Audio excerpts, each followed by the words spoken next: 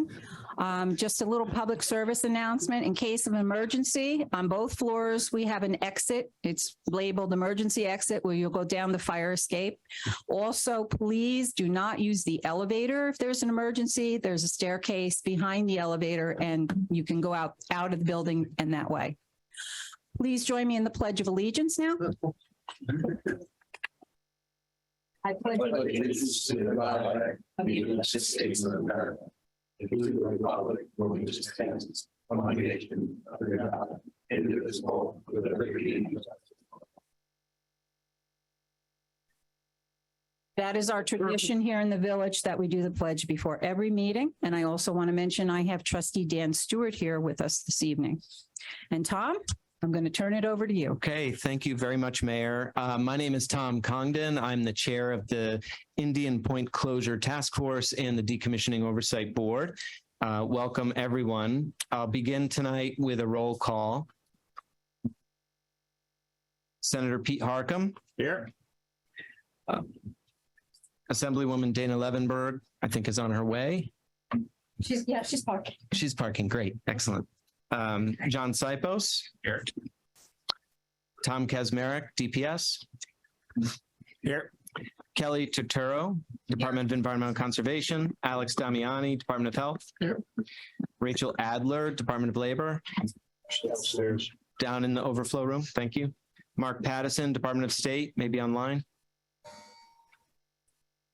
Mark Massaroni, Department of Tax and Finance. Also potentially online. Jennifer Waka, Dishes.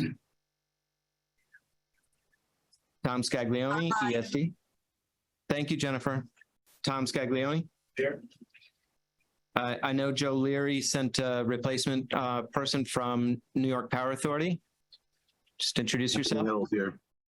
Thank you very much. Elise Peterson from NYSERDA. Our environmental technical experts. I'm going to start with Dave Lockbaum, who I know is online. Yeah, I'm here in Chattanooga. Thank you, Dave. Dave made it as far as Atlanta today, I believe, and flights were canceled. Sorry for the difficult travel today. But thank you for joining via the virtual. Richard Webster, Riverkeeper. Yeah, I'm in. Hi, Dana. Welcome. They're way up here. Right up here. For Rich Becker, I think we have Jim Creighton. Yep. Thank you. Here. Welcome. Mayor Knickerbocker. Here. Susan Spear from the County Executive's Office. Catherine Borgia. And I know Dr. Lauro from Hendrick Hudson School District couldn't be with us tonight.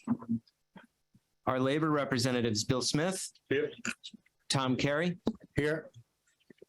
Is Lou here? Lou Picani? No. Okay. And that is our roll call. Did I miss anyone? Okay. Just going to go over a few meeting logistics. We could go to the next slide, please. Tom, are you running the slides? Yep. Sorry. He's trying to do two things at the same time. So it's important for the in-person folks to please speak into the mic. This will ensure that our court reporter gets an accurate transcript, and it will ensure that people tuning in virtually can hear us.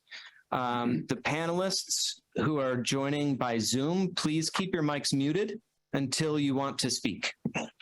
And for the Zoom participants, please reserve the chat feature for reporting technical issues such as audio or visual issues, and only use the Q&A field for questions, because that's the only place we will be able to capture them and log them for handing out to our experts to answer in between meetings. All panelists and participants, please remember to indicate your name before speaking. Next slide, please. So as is often the case with these meetings, we are holding a joint meeting. This is of the Indian Point Closure Task Force, as well as the Decommissioning Oversight Board. The membership of the two entities overlaps entirely, with the exceptions of Dave Lockbaum and Richard Webster, who serve exclusively on the Decommissioning Oversight Board. Very quickly, one slide for some task force business, which, the task force, for those of you tuning in more recently to these meetings, was focused since 2017 on largely the economic impacts that the closure had on the community and the taxing jurisdictions. We also worked on developing projects to be funded out of the closure settlement fund, a $15 million fund set aside by Entergy. Just a very quick update. Last meeting in April, we announced some adjustments to the grants that were made out of that fund. And I'm pleased to report that contracts have been signed for 2 out of the 3 updates.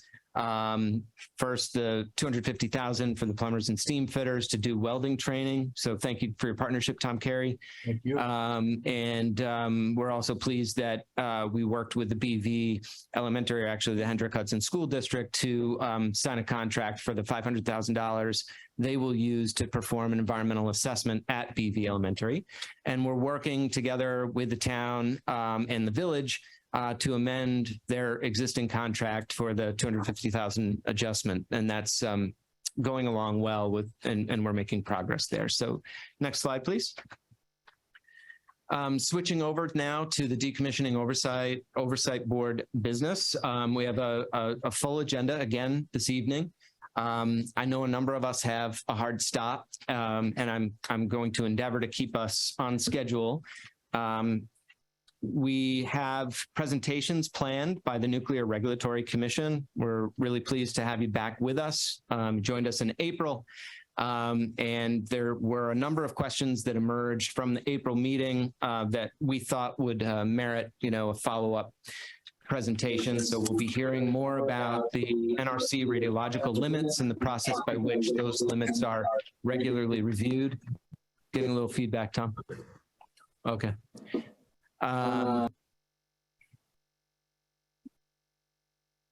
We getting a little feedback? Okay.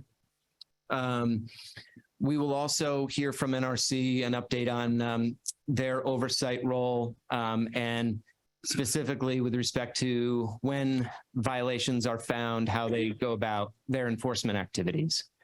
We will then turn to David Lockbaum, our independent technical expert on the DOB.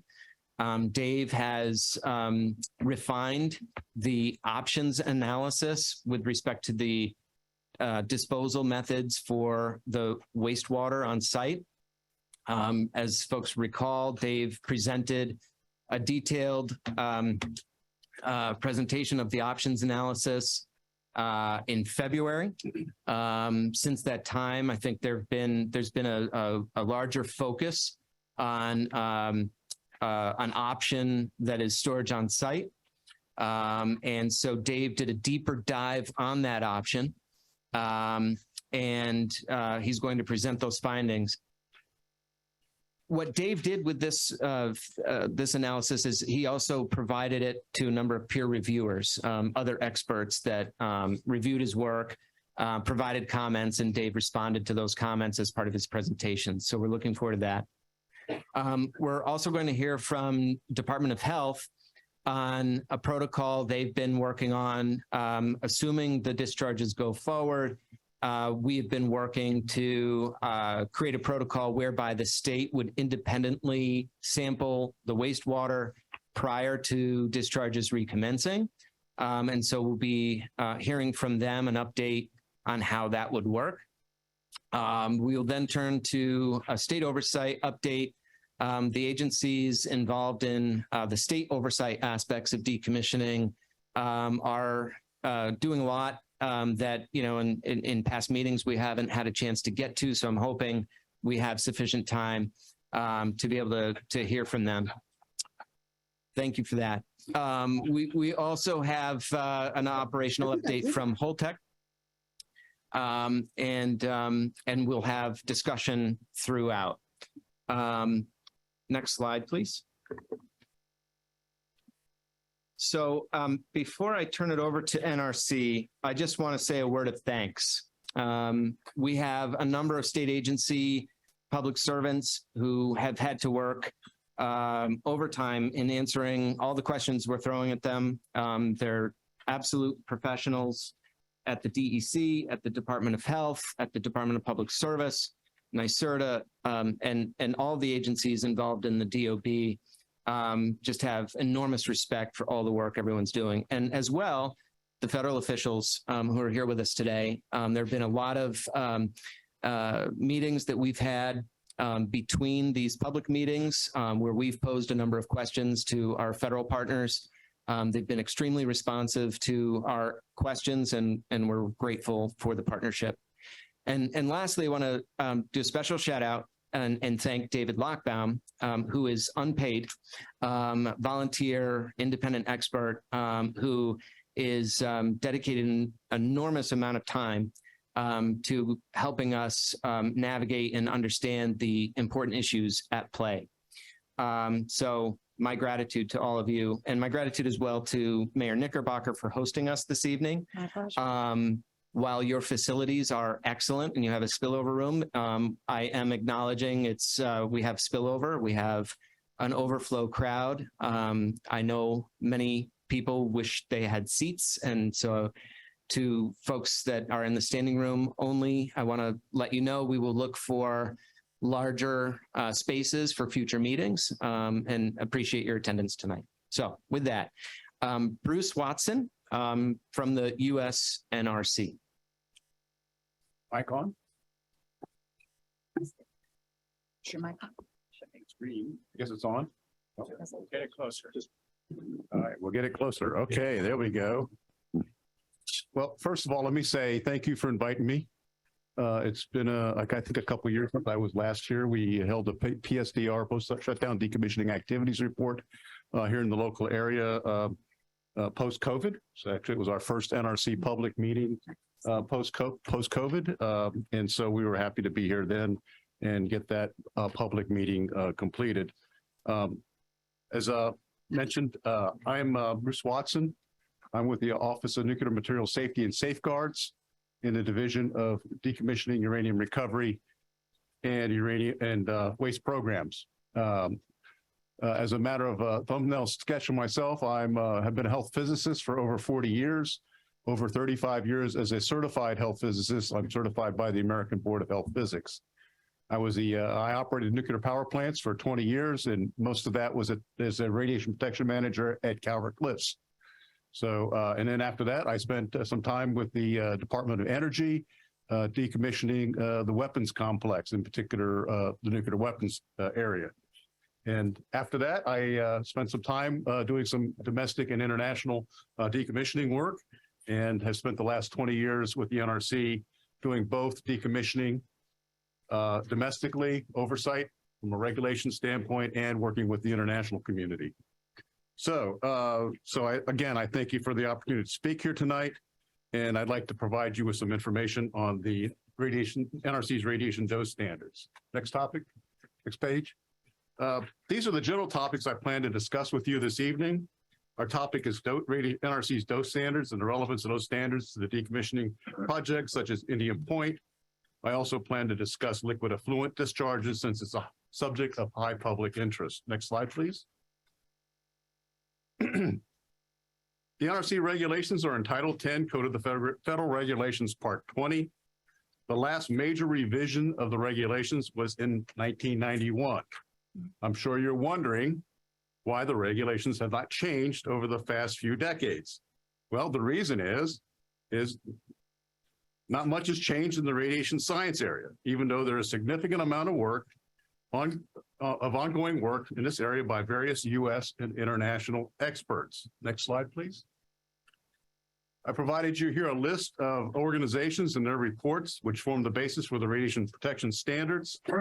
NRC health physicists review all new technical reports as consideration for revising the regulations and our standards in our regulations. So over the years, the NRC also has been well represented at the ICRP by an old friend of mine, Dr. Donald Kuhl, who was with the NRC for many years and retired, and recently has announced his retirement as the vice chair of ICRP. Next slide, please. So the ICRPC provides a system of radiological protection, and it's the world and provides the worldwide basis for all radiological protection standards. This is for protection of patients, workers, the public, the environment from ionizing radiation. These standards take into account all populations, including children, fetuses, and women.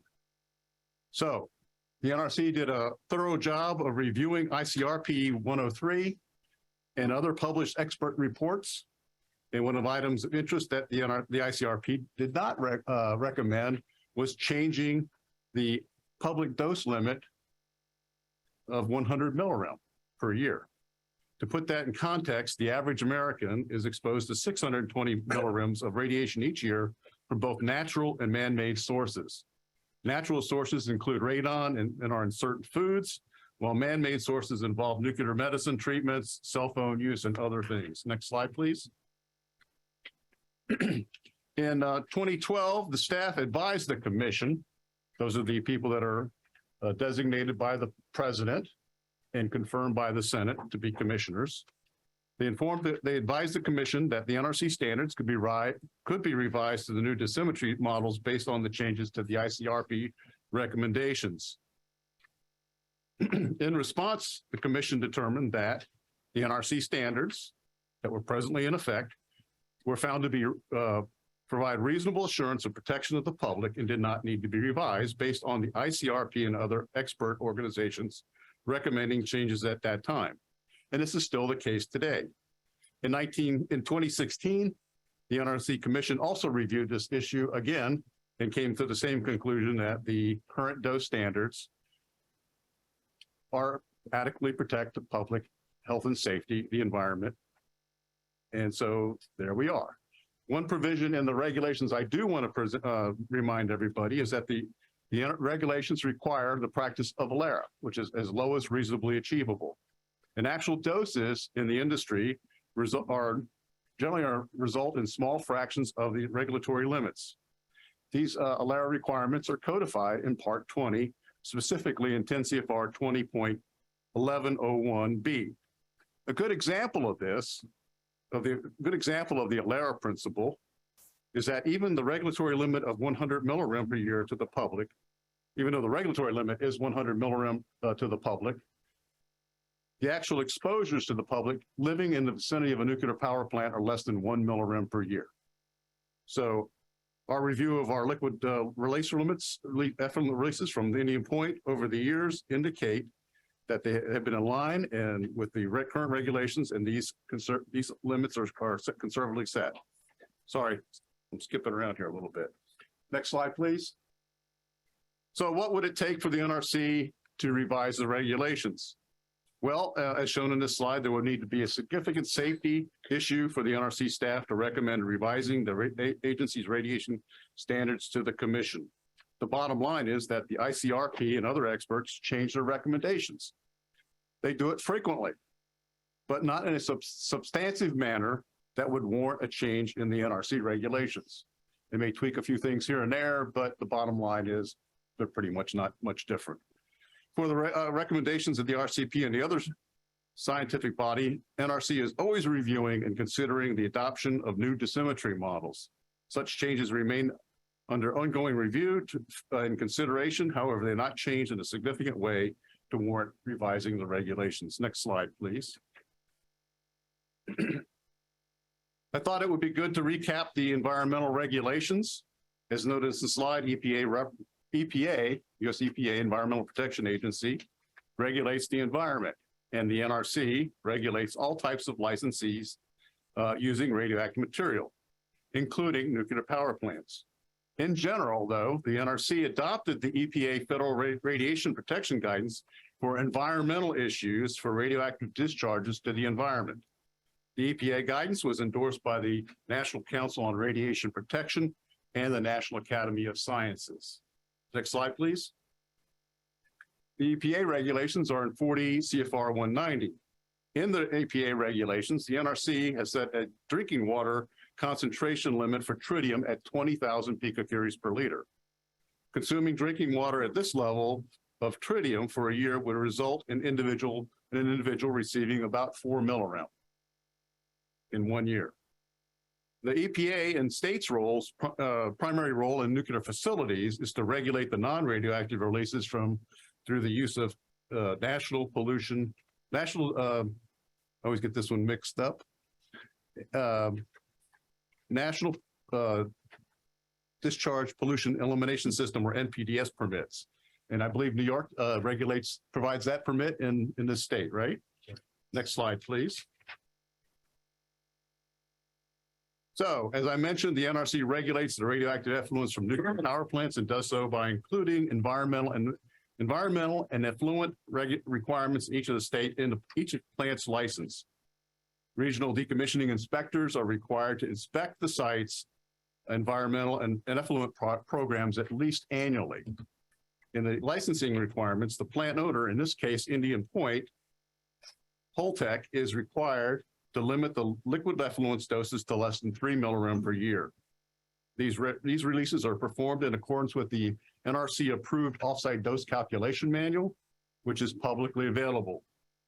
Every nuclear power plant, every nuclear reactor licensee is required to provide an annual report on the effluents from the plant. These reports are compiled by the NRC and are made publicly available.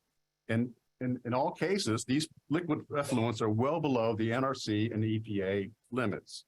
Next slide, please. One issue of public interest that I keep hearing is does decommissioning water change? Does decommissioning change the water? Well, the answer is in reality is the water is the same as it was used during operations. So principally the answer is no. The water is the same water used during operations to refuel the reactor, keep spent fuel pool cooled, and serve as a source of shielding. The water is served as a source of shielding for decommissioning the plant, such as dismantling the reactor internals. And of course, during operations, the water is available for use in emergency situations. The major difference in decommissioning is that the plant is no longer in operation and is no longer producing neutrons. Therefore, the fissioning has stopped producing new fission products, and the impurities in the water are no longer being activated by the neutrons that were there. So the only radioactive materials that are created into this water are the activities associated with decommissioning. So as the plant is segmented, parts are cut up, yeah, there are probably some metal particulate matter that enters the water, but those are filtered out. And they're fairly large particles. So there is some changes, but they're maintained and cleaned up. Light water reactors have been operating for almost 75 years. And in this water environment, just mainly water and metal, there are no new chemicals produced other than basic chemical compounds. And these behave as if they were non-radioactive species if they enter the environment. So we're not creating anything new. We're not doing an exotic organic chemistry that would create new compounds. It is basically a water chemistry, and the nuclides behave as they would in a non-radioactive environment. So another question, next slide, please. Another question I have seen is, does decommissioning change the liquid effluents? Well, pretty much the answer is no. As previously noted, the same water is used that was used to operate the plant. The only significant difference, of course, is that the radioactivity is slowly being reduced after the reactor ceases operation and enters the decommissioning phase. The same slightly contaminated water that was used to cool the spent fuel is used to cool the spent fuel until the spent fuel is transferred to the dry storage, and is also used as shielding, as I mentioned, to dismantle the highly radioactive components such as the reactor internals. Well, when the water is no longer needed, the water is filtered and treated and released in small batches using the same process that was used during operations. In this case, to discharge the liquid effluents, the water is treated to reduce the level of contaminants consistent with the ALARA principle, and the water is sampled before it is discharged, and of course it is monitored as it's discharged. Should any discharges exceed conservative set limits, the release will alarm and halt the flow of the water being discharged. Next slide, please. So let's put tritium in perspective. Tritium or tritiated water is a natural occurring radioactive element produced in the Earth's upper atmosphere. Tritium can be found in low concentrations in lakes, streams, and even in some rivers. Tritium is produced by reactors in very low concentration levels and are released to the environment at fractions of the regulatory limit. Tritium is used in medicine, industry, research, and in the defense complex. It is used in many applications, such as exit signs, and, for its luminescence. Exit signs have sufficient quantity of tritium that are regulated by the NRC under a specific license. Tritium does not bioaccumulate in plants, humans, or animals since it is water. The biological half-life of tritium in humans is about 10 days. And of course, the tritium is dispersed in the human tissues and are cleared rapidly from the body since they are continuously replenished. We continuously replenish the water in our body on a daily basis. Next slide, please. So in closing, the NRC radiation standards are adequately protective of the public health and safety and the environment. To ensure the radiation protection standards remain protective of the public, the environment, the NRC continuously reviews, considers new scientific information provided from the experts such as the ICRP and NCRP. As a point of reference, I've provided the board with a copy of the health physics tritium fact paper for your consideration and use. And so there's a tremendous amount of tritium information on the NRC website, and which is publicly available, and hope you can find it of use. So with that, thank you for very much for letting me speak tonight. And I hope I have provided some good information for you to consider. Thank you very much, Bruce. We've been joined by County Legislator Catherine Borgia. Welcome. Thank you.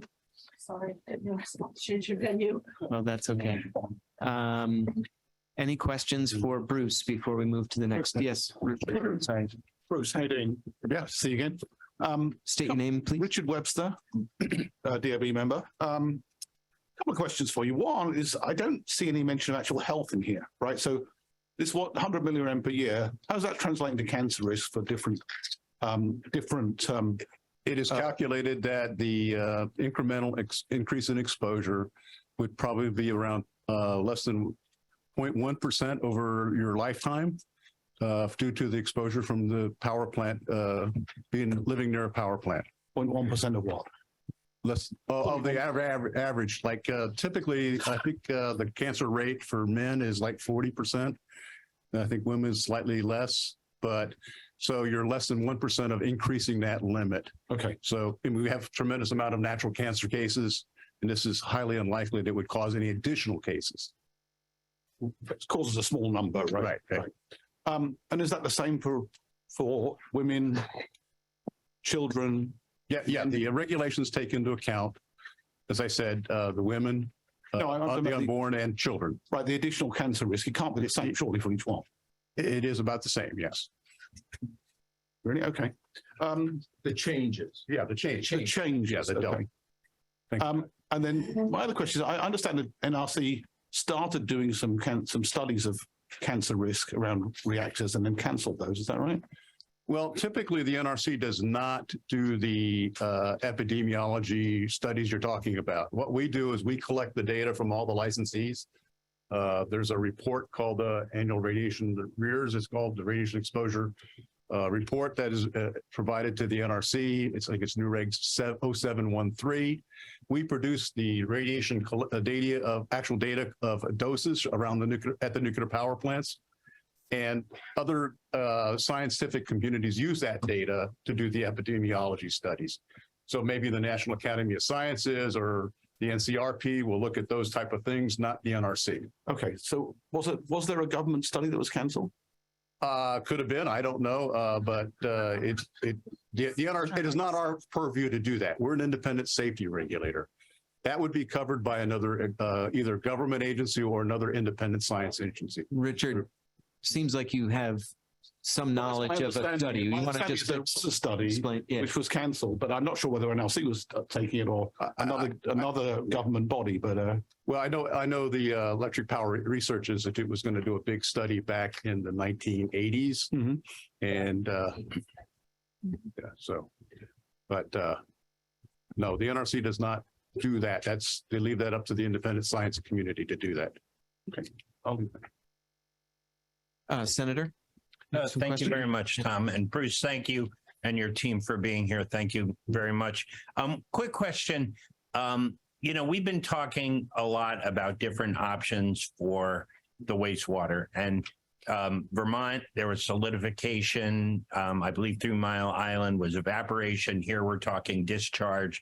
So my question is the NRC have a preferred method, or are you sort of silent on the method as long as the method meets your safety requirements?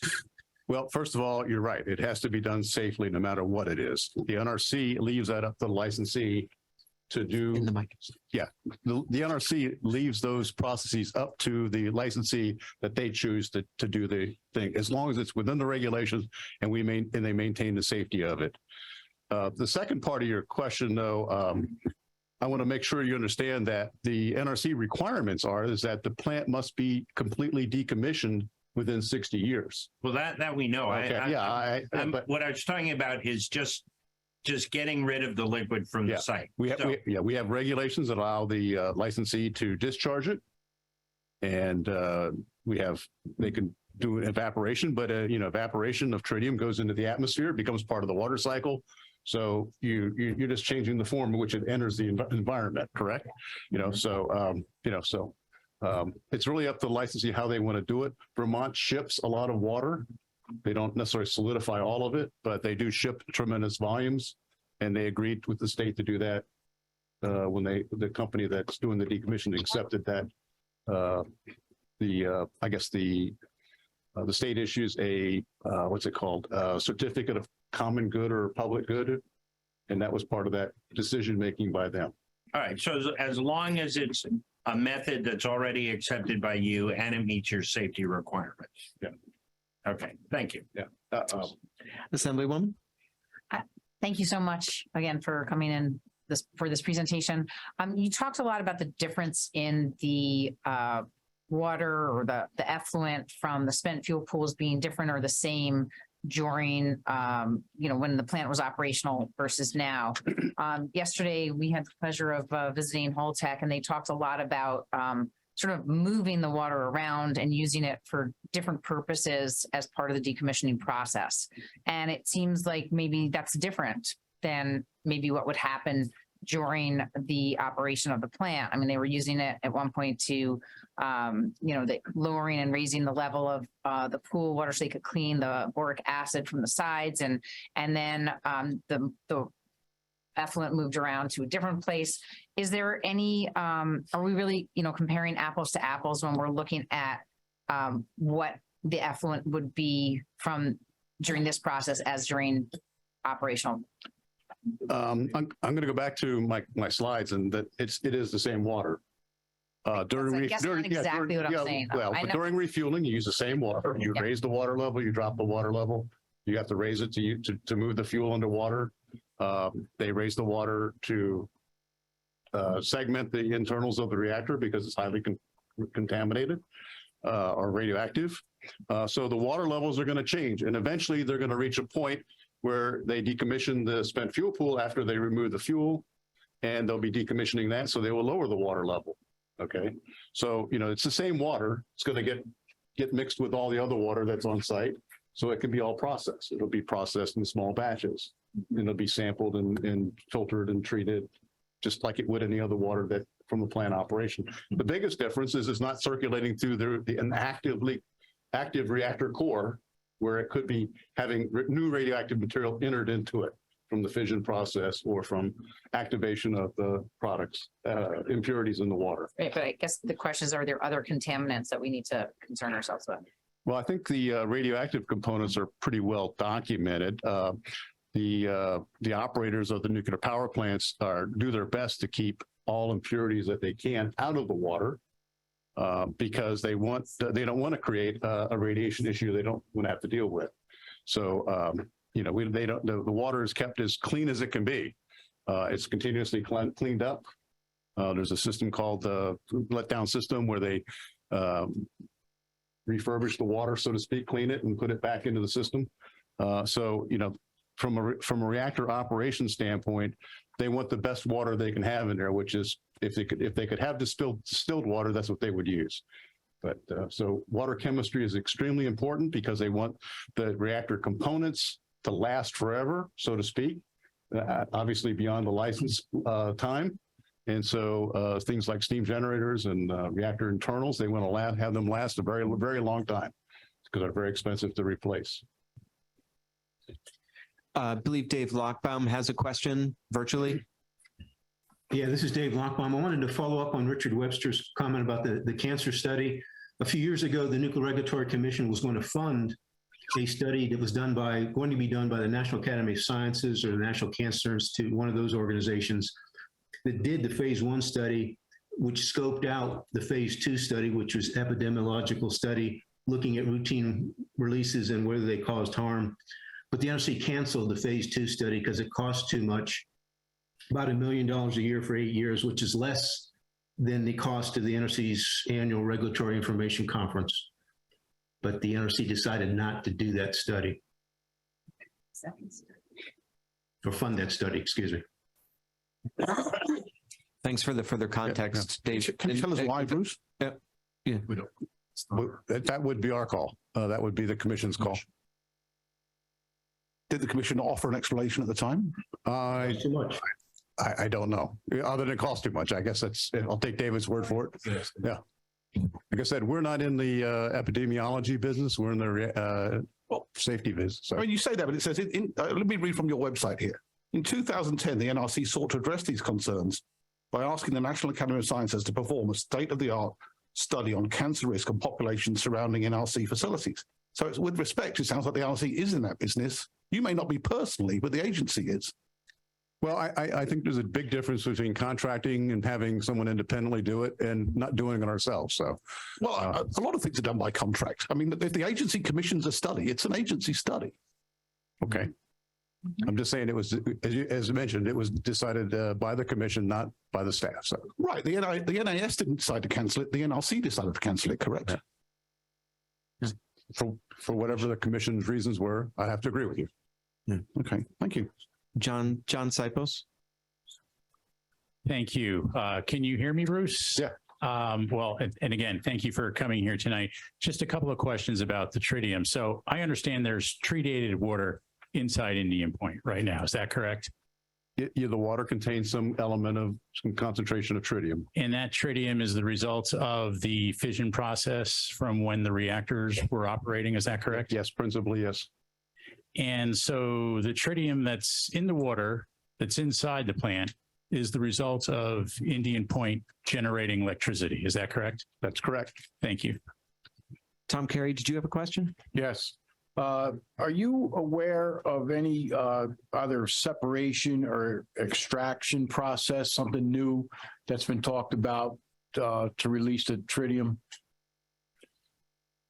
I honestly don't know haven't been keeping track of all the technology and research going on that area. I know it's, tritium is treated water. It's very difficult to remove water from water, so to speak.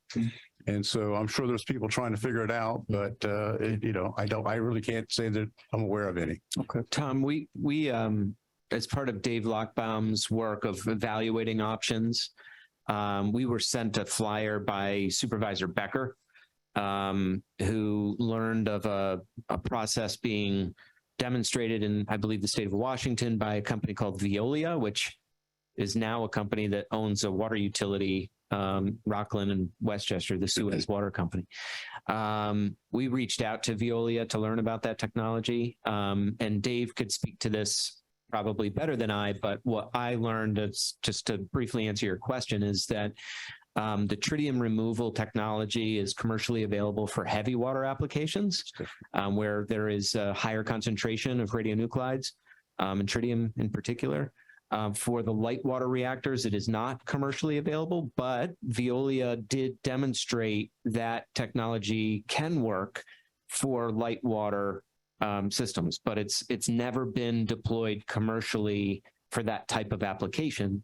And they say it would be extremely expensive to do it. And it does not result in an elimination of treated water. It results in a highly concentrated, much lower volume. So it's a way to take a large volume of treated water, it's an electrolysis process. It removes the tritium from most of the water, but it then concentrates it on a smaller volume.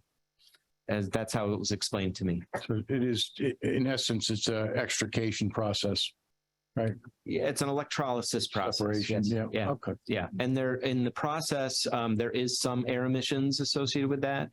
And by making it into a higher concentration, they could further work with the water to then extract it further and solidify it on metal plates. But that would be on top of an already very expensive process. Dave Lockbaum, do you want to add to anything I said? Because I know that you looked at that as an earlier option that you evaluated. Yeah, when I looked at it, it's being used in Canada and some places in Europe. And the volume that they were dealing with was much larger. So they got the economy of scale effect. And as you say, those were heavy water plants where it is a little bit easier to deal with than light water reactors. So that's why the cost was a little bit higher, not a little bit higher, why it was higher for if you tried to apply it to our type of reactors. Yeah, and that's a good point. And the reason it was being demonstrated was in response to Fukushima, because the volume there is so much greater than what you're seeing with other, light water applications, right? So that was why it was developed. But the decision makers in Fukushima chose not to pursue that as their option. Yeah, I was going to bring up the Fukushima example, which you just did, but they have a tremendous problem. Yeah. Other questions? Questions? Yeah. Jim. So just following up on that, then how does that fit into the ALARA principle? If we're talking about as low as reasonably achievable, doesn't that show that it is reasonably achievable to get a lower rate? And I'm struggling with the ALARA principle and the cost principle. Yeah. I know it costs money. I think the question is it reasonably achievable? Can we get that number down? Can we get it out of the river? And I think that's the goal if it can be done. And I think that somewhere I saw that the expectation is that you want it as low as possible. If you could get to zero, that would be what you would want, but it needs to be reasonably achievable. So where does this new technology fit in? I know it hasn't been around for 50 years, but it seems to be around now. And it's been demonstrated that it works. So is it worth a shot? Well, that would be up to Holtec to do the cost benefit analysis and for possibly the state to oversee that review. So it would be up to them to determine how they want to process the water. We would just make sure that it was done safely, whatever technology they chose. And so, we would not be doing the cost benefit analysis for them. Our regulations allow the discharge of the water, plain and simple. And that's been the ALARA practice to minimize the amount of radioactivity into the environment. Bruce, And Bruce, I didn't I quite can understand add that. something here. Yeah, sorry. May I add it to it? Catherine Warner, Senior Health Physicist with NRC. I'm the lead decommissioning inspector for Indian Point. I would add to that ALARA is as low as reasonably achievable, not as low as reasonably attainable. And also in our regulations in 10 CFR 50 Appendix Indigo, that's where we define the ALARA design objectives for liquid release. And those design objectives are incorporated into the site's offsite dose calculation manual. So as long as they're meeting those dose, about 3 millirem, then we consider them meeting our ALARA standards. Does that make sense to you? I definitely understand the 3 millirem, but if there was a process to get it to 0 or to get it to 1, is it worth pursuing? And The limit is 3. I understand, just because the limit has been stated as 3, if it could get to 1 and it's reasonable, isn't that worth pursuing? No. Okay. You know, I'd like to comment also on the 0 because I have heard the 0 to get it to 0. And I think you need to look at the whole picture here too. We have medical facilities through up and down the Hudson River. We have people who do testing, cancer treatment. So what are we going to say to them? 0 also, all the hospitals and medical facilities, research facilities, you know, so, you know, you want we're them to be reasonable. You want them to absolutely. clean I it am as not, much as Jim, possible. let me state this. I want the safe decommissioning. I'm not looking to hurt the Hudson River. It's a majestic river. So let me put that out there because I've been accused of a few things. I learned, just like Warren Smith, and Tom Carey, we probably learned the same day, learned how to swim in that river. I love the river. I'm not looking to hurt it. I don't think there's anybody looking to hurt it. We want the safe, prompt decommissioning of the Indian Point facility. But what I just want to say to you, even in the atmosphere, it's in the atmosphere. So you're never going to get a 0 anywhere. It's not going to happen. I do understand you want the lowest. That would be great, but it's never going to be a 0 anywhere because even in the water now, you're still going to have this stuff. Totally understood. So But, it's natural, it's if we can man-made. keep it closer to background, that would be great. Absolutely. So we keep it at Alara. Well, I think the point of trying to keep it closer to background, you know, we heard from the NRC at the last meeting where they went through the measured actual. And maybe Catherine, you could refresh the DOB on, you had a conclusion slide that, you know, went through kind of, and I'm sorry to put you on the spot. But from the April meeting, you know, what the measured calculated dose was from the liquid effluent, highest dose from the, you know, historical discharges. Do you recall that number? You know, Of course, top of my head, Tom. yeah. All right, so I'll go through a couple of the numbers here. So just for a touch point for occupational workers, 5,000 millirem is our occupational total effective dose limit. 5,000. 5,000. In a year? In a year. In a year. I got it. And then 620 millirem is the average that a person gets just existing in the United States. And then we have 100 millirem. That is the overall dose limit to a member of the public from all pathways. It's including ingestion, inhalation, direct exposure, everything. And then 25 millirem a year is the EPA dose limit for releases, including for the nuclear fuel cycle. And then 3 millirem a year is the ODCM design objective that the site is to meet per their license. That's from all types of releases, liquid, air, everything? Just liquid. Just liquid. Okay, sorry. Go on. And then the actual dose from 2021, if I'm recalling correctly, from liquid releases was like 0.0011 millirem, somewhere around there. I might have mixed the 0 up, but well below all of those limits. Does that help? That's Jim. so when you say, could we get it to 0 or to 1? It's from historical discharges, 0.001. Right, but these discharges are discharges of stormwater, right? Stormwater that's collected on site and filtered. I mean, it was described yesterday. So This was from a fuel dump, a fuel pool dump. Our discharge from any source will be less than 1%. So if you want me to get to 1, I can, but we're at less than 1%. Let me ask a question. If the discharge is at less than 1%, why is Alara 3? Seems like Alara should be lower. Generally, pretty good question. Well, considering that we used to have a general limit of 10 millirem, 3 is much lower. Yeah, but it's not Alara, is it? Well, it is Alara because when you consider what it could be, you know. No, no. obviously it's achievable to go to 0.1 or Well, no, the operation, the design operation is that we will be below 3. I know. After you do all the ALARA steps, filter it, run it through resin columns, whatever it is, to remove the amount of radioactive material that you can, then it's ALARA. Okay. I've got to do it. So they're not just dumping the raw water. They're No, I treating the understand. water to make it ALARA. I'm not complaining about them. I'm Yeah. complaining about Right. the terminology. If the terminology is as low as reasonably achievable, then it seems like what's achievable is what Holtec's actually achieving. The 3 millirim is our ALARA design objective. You got to be below 3 But how is it? How is that ALARA? because it's less than 3.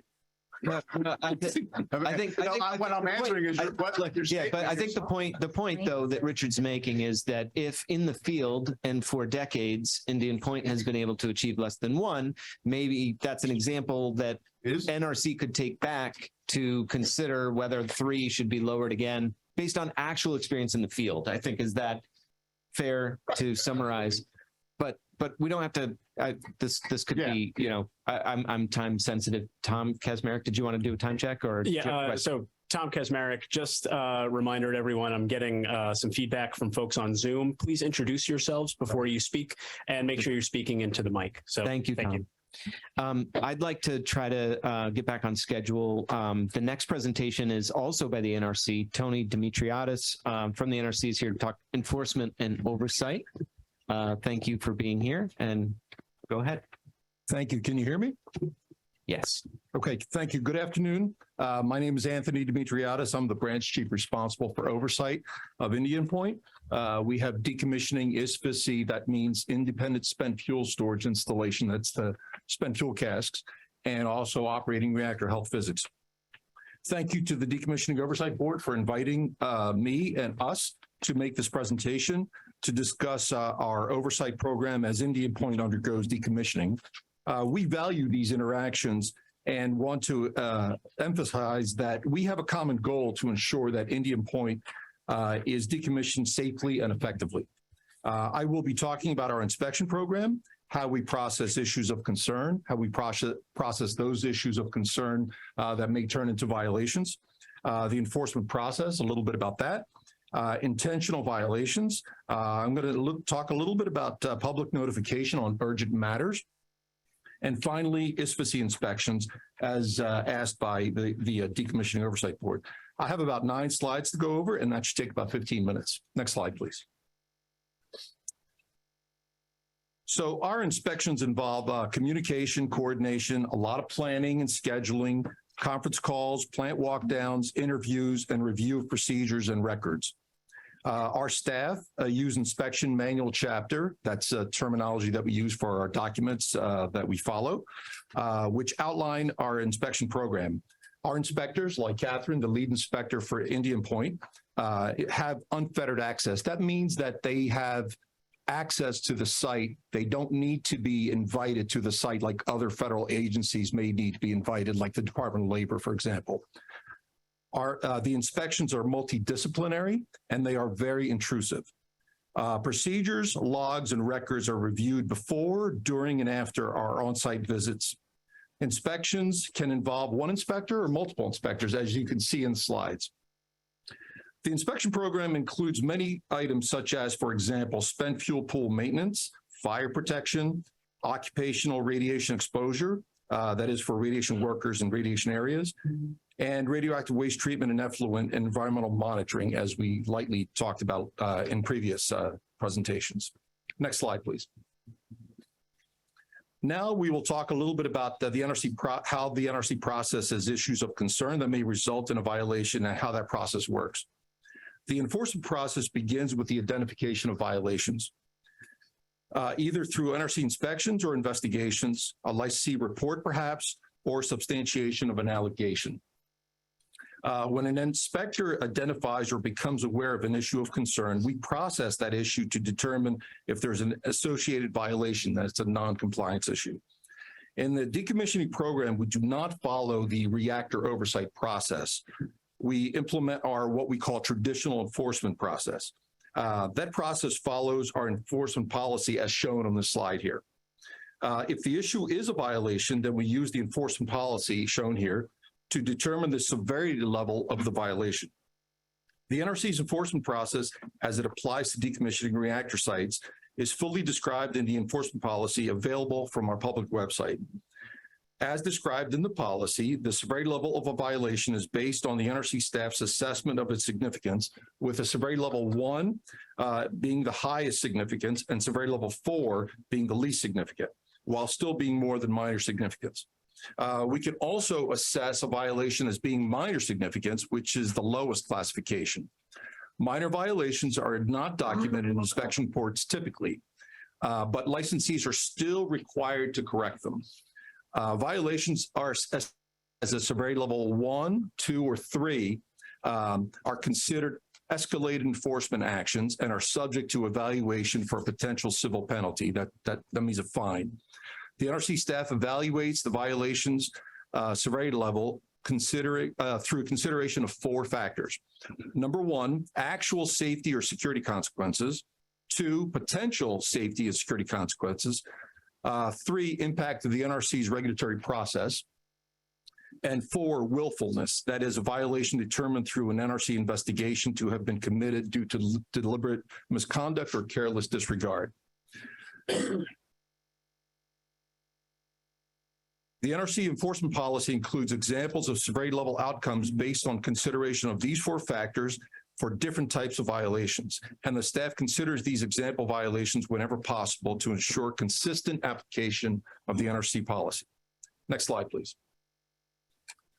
Our licensees are typically aware that the NRC staff is evaluating a potential violation during the course of an inspection or inspection period based on the information being reviewed and the questions that our inspectors ask the licensee staff. The NRC staff formally informs the licensee of potential violations during the inspection exit meeting at the end of, for example, the quarter.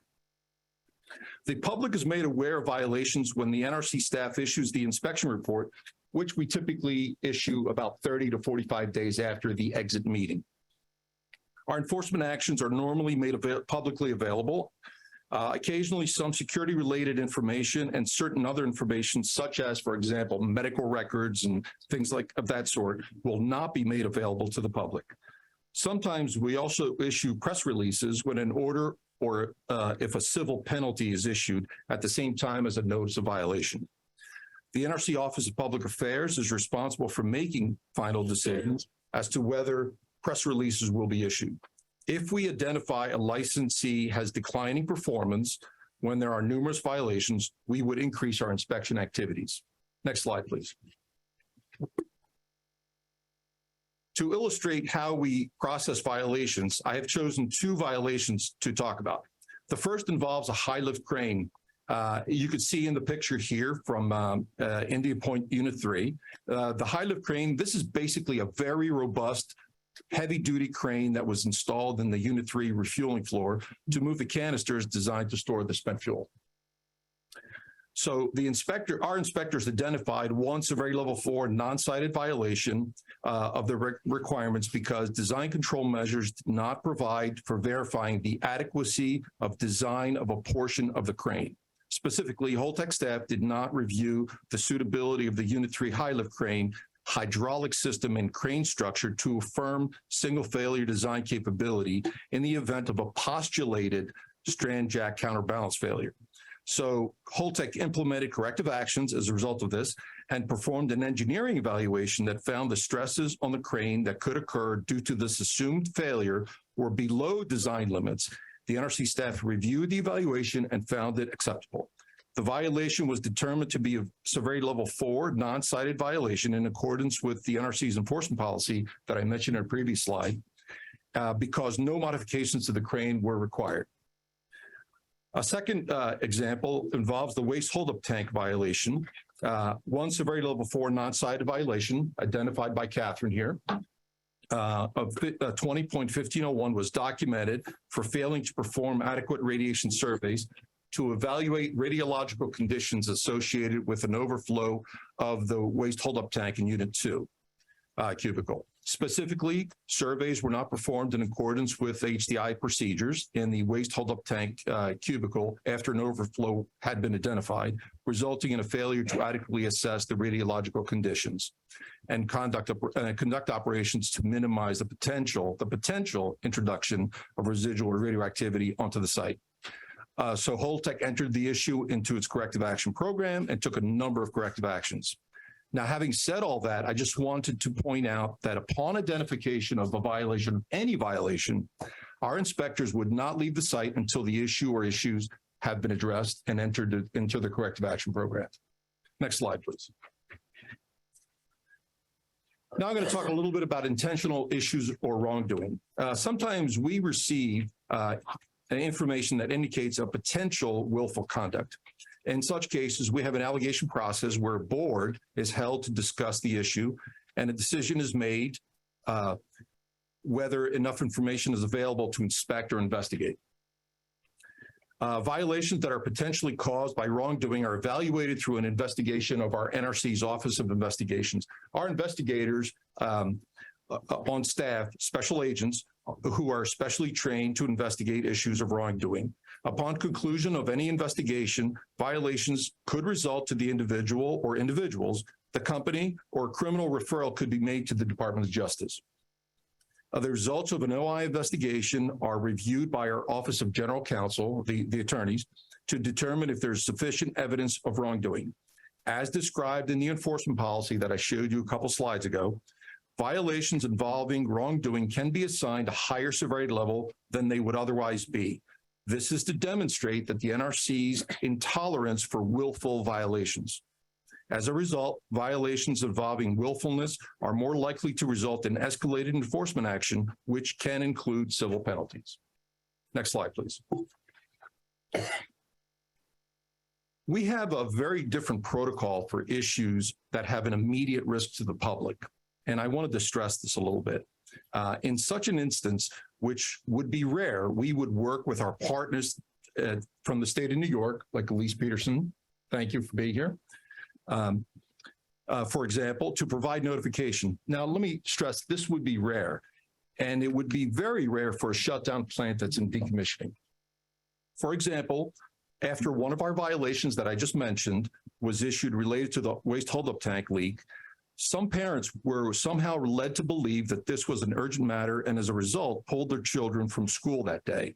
This was not urgent issue, nor an issue of immediate safety. I want to stress that. I just want to assure you that if there's an immediate safety issue, the NRC staff would implement our emergency plan and we would work with the state of New York and local organizations to notify the public in a timely manner. Next slide, please. Now I'm going to talk a little bit about our ISPC inspections at Indian Point due to some questions that were asked of us. The NRC staff began to inspect the ISPC program at Indian Point in 2008 when the site was loading fuel from Unit 1 and then from Unit 2. At least 14 inspection reports are available in our ADAM system. That's our database system that's available to the public. We are searching our databases to determine how many staff hours were spent inspecting the ISPC program, because we got that question. And I have to tell you, we changed our system over the last 15 years 3 times. So we're looking at that to come up with the number of hours. To give you a higher level description, the following are examples of what our inspectors look at during ISPC inspections. And they include fuel assembly selection for being loaded into a canister, loading and unloading activities. That means use of cranes and heavy equipment like the high lift that I showed you a picture of. Drying, welding operations, occupational and public radiological exposure, safety, and things of that sort. The ISPC training program is, as outlined in our manual chapter, designed for training, was established in late 2011. Before that, Region 1 implemented an in-house regional qualification process for our ISPC inspectors. Region 1 ISPC inspections at Indian Point have had, at a minimum, a qualified lead inspector with accompaniments by other inspectors who were either fully qualified or working towards full qualification. Region 1 also has received support from our headquarters staff on certain ISPC related activities, such as structural reviews, for ISFA pad expansions and other engineering analyses. And before I summarize, I just wanted to address one more thing, Mr. Chairman. At the last meeting in April, there was some comments or suggestions made that the NRC has a cozy relationship and something about a tainted process. I am here to assure you that there's nothing cozy between the NRC staff and any of our licensees, including Holtec. Our relationship is professional and cordial. There's nothing cozy about it. And we call balls and strikes, and we do not get cozy with any licensee, including Holtec. And I think it's comical to suggest that without basis in fact. Next slide, please. In summary, we inspect and become very intrusive in the licensee's decommissioning activities. We assess our findings and conclusions in an objective and consistent manner using our enforcement process that is publicly available. Our inspection results are publicly available, the majority of them. We notify all of our stakeholders via notifications or publication of our inspection reports. We will continue our decommissioning inspections of risk significant activities until the decommissioning process is completed. We also continue our ISFA security inspections as long as the fuel remains on site. Further, ISFAs remain robust and are secured around the clock 24/7, and we assure that by our oversight process. Our violations are processed through our enforcement policy in an objective and consistent manner. Notifications to the public have a different protocol, and we would work with our partners from the state of New York and local organizations to make sure that we have any urgent or emergency notifications, although this would be rare. As part of our program, we continue to inspect ISFAs for safety and security for as long as the fuel is on site. Thank you. Thank you. So we're running about 5 minutes behind, which is really quite good for us. So why don't I say we should take about 5 minutes of questions for NRC so we can try to get back on track? Yes, Richard? I just have a couple of questions. One, for the waste hold-up tank, what was the lag time between the exit meeting and the issue of the report? I'm sorry?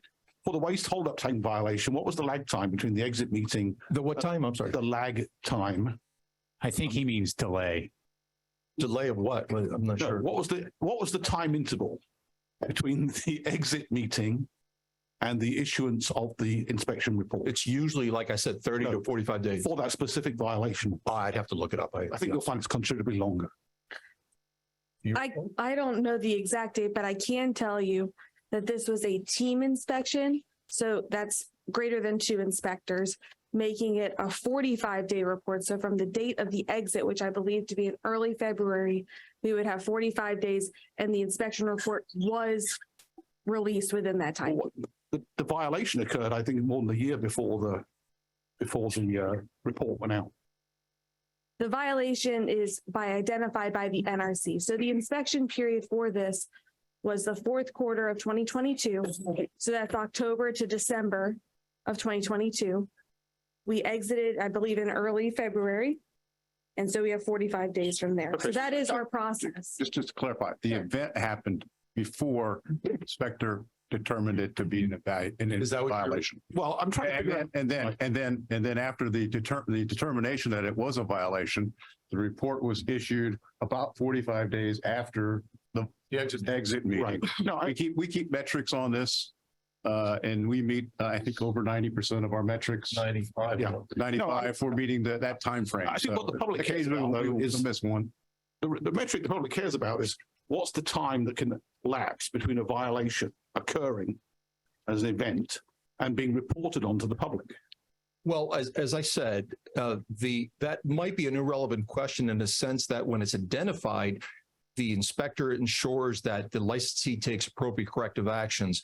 So when we report on it in writing in a report is kind of, I'm not sure what you're getting at, but the actions are taken as soon as it's identified to the licensee. What I'm getting at is public transparency, right? That the public should know what's going on the site. So let me ask you another question. No, excuse me. I'm sorry. Excuse me. We are the most transparent agency that you can name. Okay. So I believe that Our publication of our inspection reports is an outstanding record.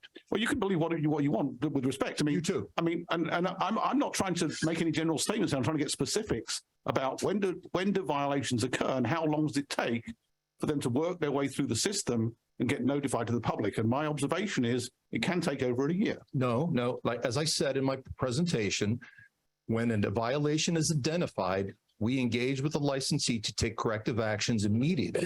No, and they enter it into the corrective action program. Yeah, I don't think the two statements are incompatible. Let me ask you another thing. Did you say that when a minor violation is identified, it's not put into the inspection report? When a violation is identified, we assess to see whether it's more than minor or less than minor. If it's a minor violation, typically we don't document it. We engage with the licensee and they have to correct it regardless. Right. And why is that? That's our process. Right. But that's not that's because it is. I mean, well, no, I think why doesn't the public need to know about that? Let me be very clear here. You know, there's violations and there's severity of violations, and something that is classified very minor is of low safety significance. And the licensee, once identified, issues that their corrective action report or plan, and then they fix it, and that's it. But it's of such minor inconsequence to safety that it's not, it's raised to our level of a true violation of safety significance. Well, wait, but a violation, I know you're trying to equate all of them as the same. Some of you put in non-cited violations into the report, right? Yes. Right, but that's still another severity level. Right, but what I'm saying is, do you put low severity level violations or non-cited violations in the report? Yes. So why not put the minor violations in?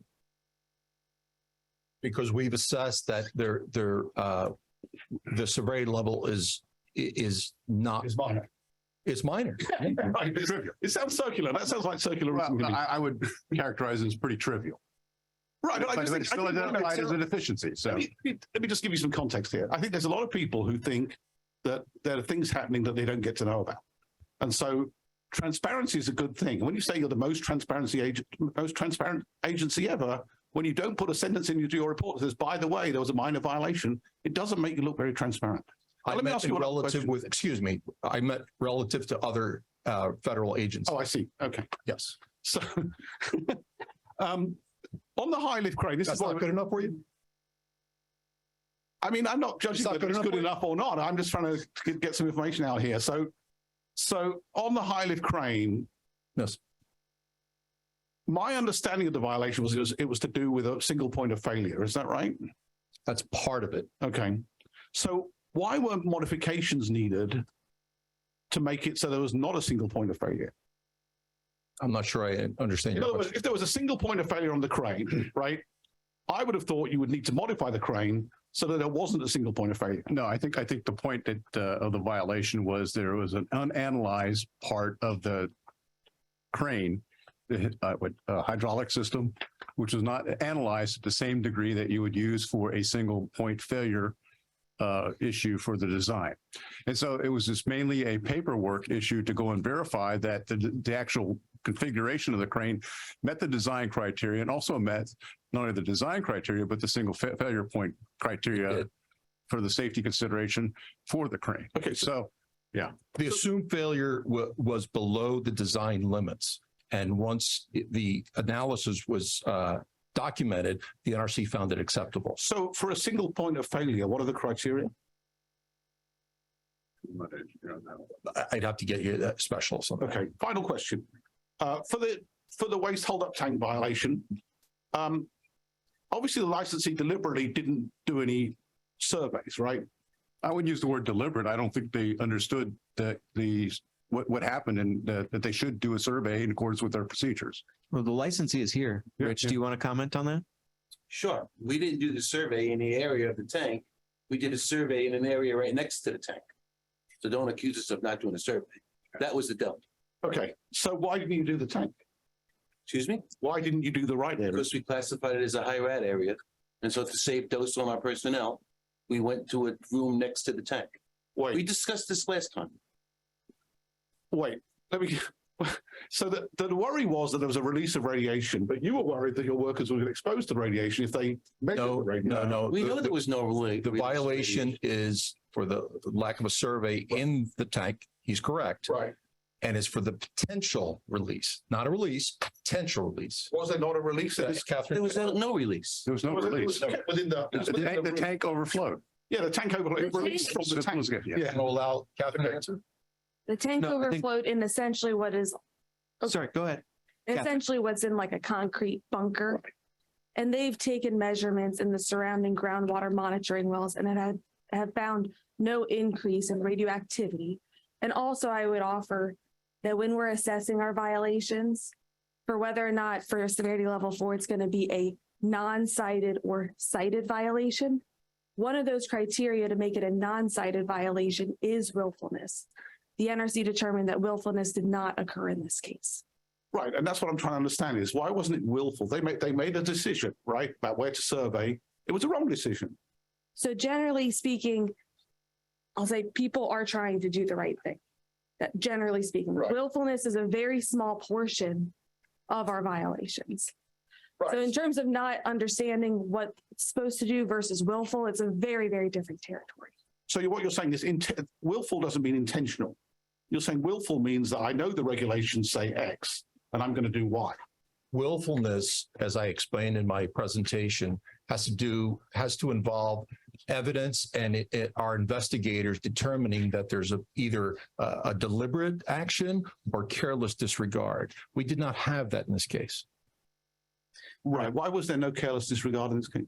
I'm sorry. Why was there no careless disregard in this case? Because we felt that there wasn't, based on the inspectors and the interactions with Lycee, we just did not see that there. What would it take? What would it take for you to see that? I don't want to get into hypotheticals. No, we'll give you an example from another reactor where you've got a. We've had cases where the inspectors have evidence that there's potential willful misconduct. We get our investigators involved, they do an investigation, and they come back and write a report. The NRC staff looks at it with the attorneys, and we make a determination whether there's willfulness or not. Can you send me one of those reports that finds willfulness? I will look to see if I can do that. Thank you. Thank you. I'd like to move on to the next item on the agenda, which is the options analysis by Dave Lockbaum. Dave, welcome, and you may begin. Well, first I want to follow up on Richard Webster's just comment about willful. A good example is a lot of falsified fire protection rounds where if fire equipment is out of service, you have a worker go around and be a human smoke detector. Sometimes people falsify those records. They say they did the rounds when they didn't. So that's a willful violation. You're supposed to do something and you clearly choose not to do it. So there's quite a few of those. Tom, Kay, could you call up my slides, please? And next slide 2, please. What I did this time was look at the 2 leading options for disposing of the contaminated water at Indian Point. What the practice that has been used for decades, and one alternative, which is storing the contaminated water on site to allow decay of the tritium. In both cases, I assumed that the water would be treated first to remove as much of the other radioactive material, the strontium, the cesium, and so on. And the only thing left, or largely the only thing left, would be the tritium in that water. And what I tried to do was the discussion earlier about ALARA and trying to approach to zero. I didn't try to see which ones matched the 3 millirem per year or the 20,000 picocurie. I wanted to see which of those 2 options was likely to achieve the lowest amount of tritium exposure to the public. Next slide, please. As Tom Congdon mentioned at the onset, I did invite 6 individuals to peer review the project. 3 of those persons were able to do so. One wanted to remain anonymous and did. Paul Blanche also agreed to do a peer review, and Jeff Mittman did a peer review. And I benefited from the comments from all 3. Their written comments are attached to the slides that will be posted on the DOB website. I was particularly glad to have Jeff Mittman review my material because I do a risk analysis, and Jeff spent a lot of his final part of his career with the Nuclear Regulatory Commission as a risk analyst for the agency. And I wanted to make sure that I didn't get the context wrong. And so I was appreciated. I also benefited from Paul and the anonymous person as well, but so they all added value to this presentation, but any mistakes remain mine. Next slide, please. Also invited Arnie Gunnarsson, Lucas Hickson, and Marvin Resnikoff to review it, but they were unable to do so in the time frame. Lucas was actually in Fukushima sampling the environment around the accident site there, as he's done in some places in the United States as well as Chernobyl. And Arnie provided some written comments to a different group that I received today or yesterday, a little bit too late to factor in today's presentation. Next slide, please. I did look previously on February 2nd, during the DOB meeting on February 2nd, I looked at these two options I'm revisiting today, as well as evaporation and transport off-site, as was or will be done at Vermont Yankee. Since February 2nd, also looked at removing tritium from water, which Tom Congdon mentioned earlier, is being done with heavy water reactors, vitrification both here and in France, ocean dumping, and on-site injection wells. And for the very summarized reasons here, none of those options seem to be a leading candidate. Next slide, please. Paul Blanche did provide a comment that I missed an option that needed to be evaluated, and that was simply to retain the water in the spent fuel pools on site, at least one of the spent fuel pools. The real reason for doing that would be to allow retrievability of dry cask or the canisters within dry cask in case they needed to be unloaded. Paul and the NRC have a disagreement over what regulation says. Paul, almost alone, believes that it means you have to be able to retrieve individual fuel assemblies. The NRC and the rest of the world believe that it means you have to be able to remove the canister and transport it off-site if and when DOE is able to take them. But there's other reasons why that would not be a great idea, even if the NRC had a different definition. The most important one was the last one. If you have to unload a canister, it's probably because the canister degraded, and all the mechanisms for moving canisters assumes the canisters are pristine or undamaged. Lifting it up and putting it in the spent fuel pool, if you were to drop it, would be unanalyzed condition. It probably wouldn't be good. So why take the risk? Next slide, please. This is information from Holtec's presentation at the April 27th DOB meeting, the amount of water that's available in the various places it's in, the Unit 2, Unit 3, spent fuel pools, and reactor cavities. In that presentation, Holtec indicated that because of the high lift crane, water was going to be transferred from Unit 3 over to Unit 2 for processing in tanker trucks. I've since heard that Holtec is considering a skid to treat the water in Unit 3, so those transfers won't have to happen.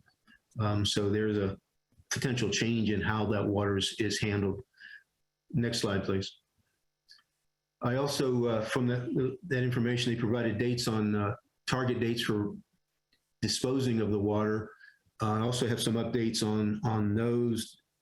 The spent fuel pool dates, best I can tell, are still on target. The reactor cavity dates have both slipped about 2 years. For Unit 2, the current date is August of 2027. And for the Unit 3 cavity, it's September of 2026. And Rich Baroni, if I've committed you beyond that, please correct me, but that's my understanding of the current schedules. No, that's correct. Thank you, Rich. Next slide, please. There's been some discussion. The Unit 1 spent fuel pool at Indian Point was treated and disposed of in September of 2008. This is information from that campaign that showed the radioactivity in the water before the treatment, the radioactivity in the water after the treatment. And basically, its filtering in the treatment is pretty good at removing cobalt and strontium-90 and so on, but didn't remove any of the tritium from the water. It's, as somebody said earlier, it's difficult to remove water from water. So filtering did not do anything with the tritium in that water. And there's about 400 curies of tritium in those 4 volumes to be dealt with at Indian Point. Next slide, please. I looked in the past, those annual reports that Bruce Watson's mentioned. I actually went all the way back to 1966, which shows I really don't have much of a life. and looked at those annual reports. And this is a table from the 16. And most of the filtering is pretty effective at removing everything but the tritium. So the major element that's going out in the water being discharged to the Hudson River is tritium. Most of the other stuff has been removed by the filtering. So that 2008 spent fuel pool campaign wasn't an isolated case. It's pretty much the rule and not its exception. Next slide, please. As the water is being treated and processed, as it's been done for decades, if there was to be a spill, as the holdup tank of May 2022 showed, it would be kept in a building housing that equipment, and it wouldn't likely make it into the environment. If it were to leak out somehow, there are monitoring wells around the buildings that would detect the radioactive water, getting into the ground. If it leaked, if any of the water evaporated, because tritium is basically invisible to the tip detectors that are used, like the Reuter-Stokes, you wouldn't see it as it went by. Next slide. After the water is processed to remove virtually everything but the tritium, it's stored in a tank of nominally 18,000 gallons. The water inside that tank is circulated to get a uniform mixing before it is sampled. The sampling then determines its isotopic content, how much strontium, cesium, whatever. If there's any in it, the sampling determines what the contents are.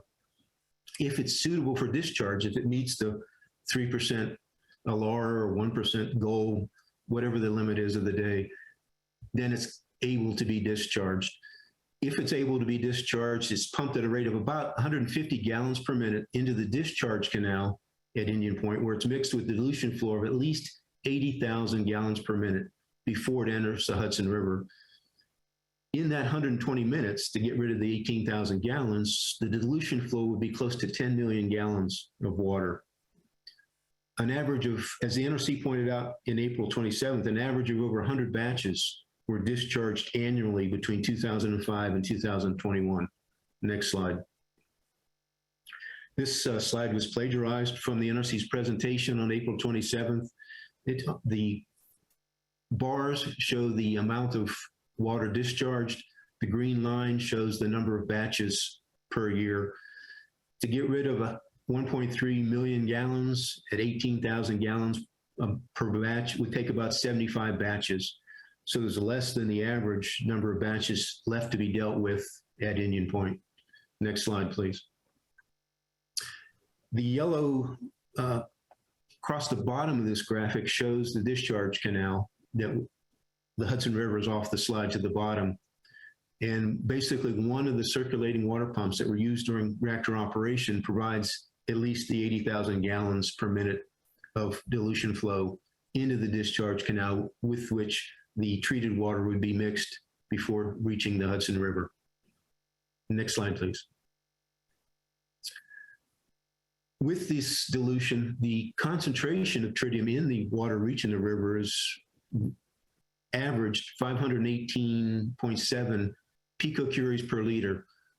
Comparison, the EPA drinking water limit is 20,000 picocuries per liter. So it was a small fraction, not zero, but a small fraction of the EPA drinking water limit.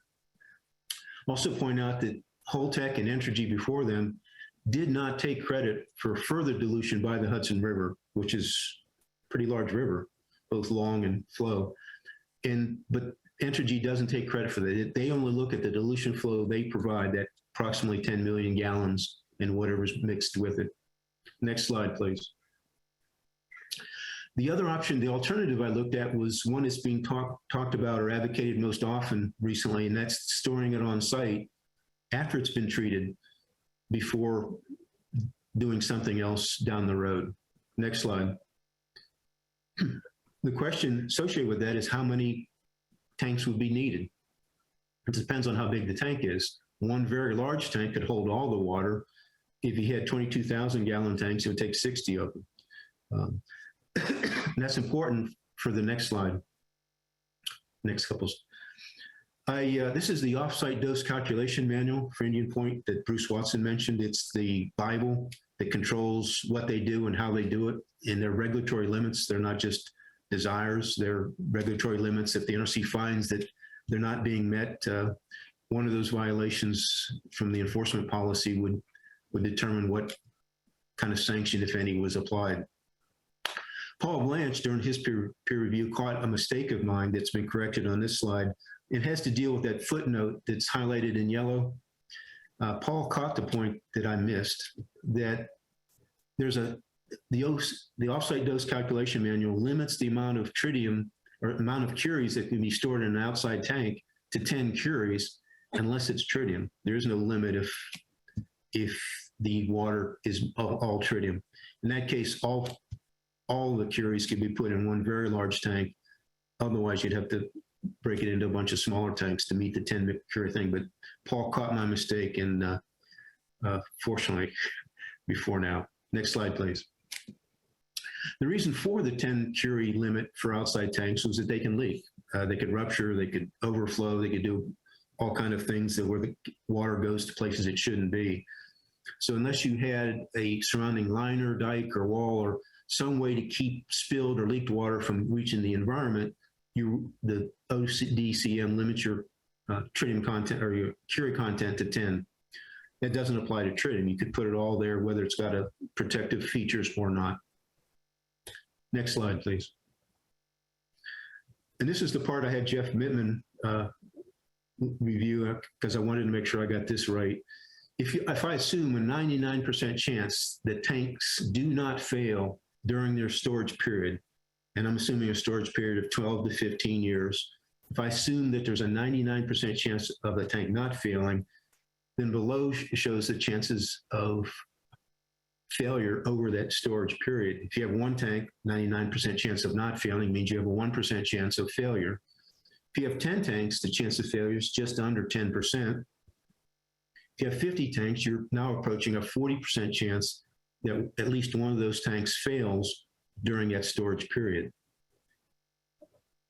And what I don't understand is Holtec isn't trusted in a number of ways. If you can't trust them to treat and discharge water to the river according to a 1% LR standard or 3%, I don't know how you expect them to store water in tanks with a 40% chance of failure over a 15 period. I don't understand that logic, but we'll move along. Next slide, please. Risk is defined as the probability of something bad happening and the consequences if it does happen.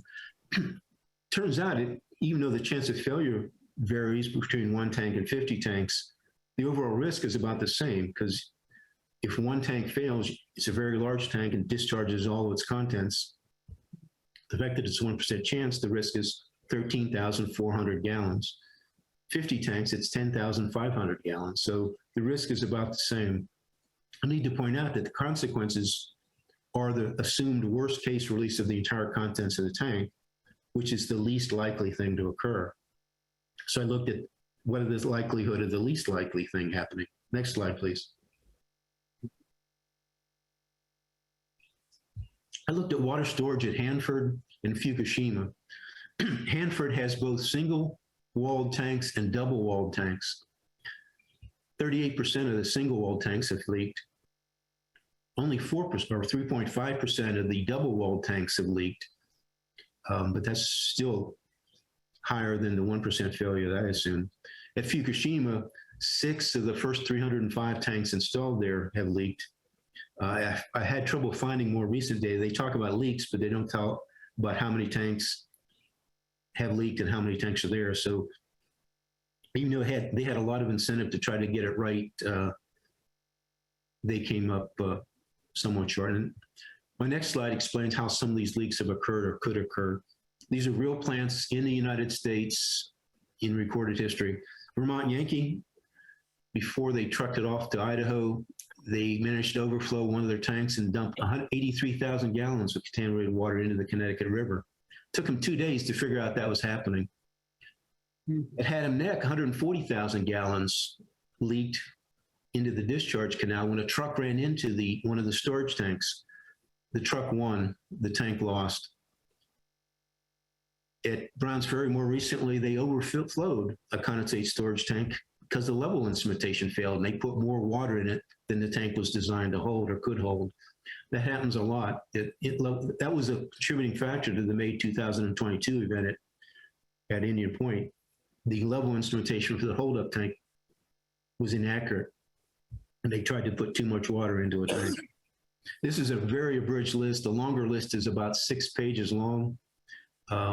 It happens quite a bit, more often than you would think, but it's a reality. Next slide, please. There's been some talk about using bladders inside the storage tanks to basically provide a second barrier.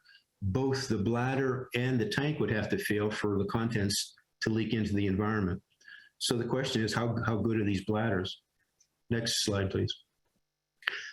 According to the state of Washington, the average bladder lasts 5 to 7 years, which is good if you're storing it for 4 years. It's not so good if you're storing it for 12 to 15 years.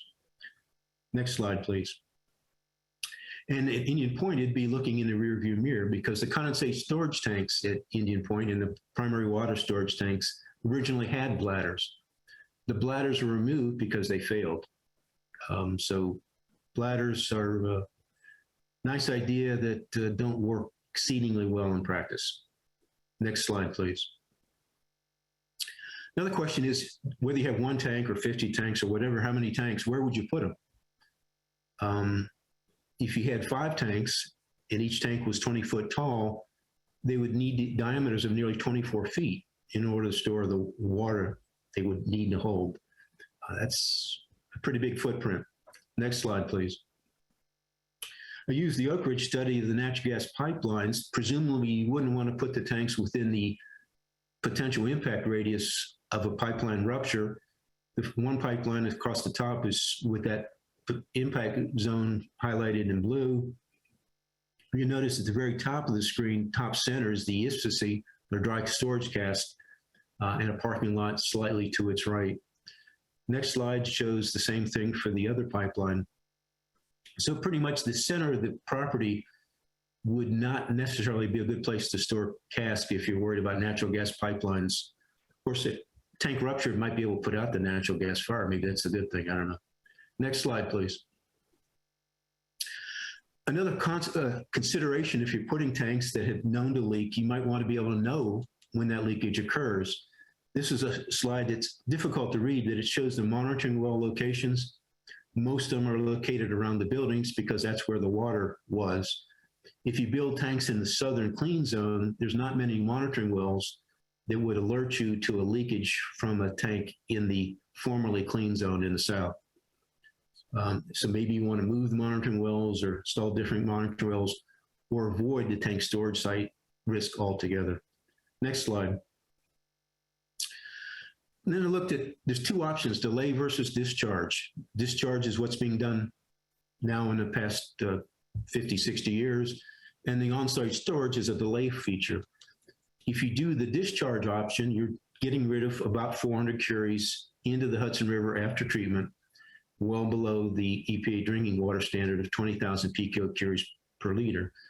If, on the other hand, you store it on site for 12.3 years, that's just the half-life of tritium, that means that approximately 400 curies would decay to only 200 curies of tritium left in that water. So 200 curies would no longer be a hazard to anybody because it's decayed away. So if, and I made it as big as I could because it's a big if, none of the tritiated water leaks or evaporates or spills from the tanks during those 12.3 years, then it would yield and then the water after that 12.3 years is then released to the Hudson River. It would be a lower, closer to zero, but not zero hazard to public health. Next slide, please. And then looked at what would happen if a gallon of water today being treated and released to the Hudson River compared to storage for up to 12.3 years. If you wait, it's going to decay. The curies per gallon drops to half of what it is today by the decay of tritium. Next slide. If you're doing roughly 75 batches to get rid of the 1.34 million gallons, it'd be about 5 curies per batch, and it'd be a whole bunch of zeros, 559 curies per gallon in the water that's being discharged to the Hudson River. Next slide. If on the other hand, you store it on site, for 12.3 years, then it would be half of that discharged to the Hudson River after the 12.3 years. But if evaporator leaked in the meantime from those storage tanks, the concentration of tritium in each gallon being leaked or evaporated would be 267 to 534 times greater than the concentration in the gallon being discharged to the Hudson River today.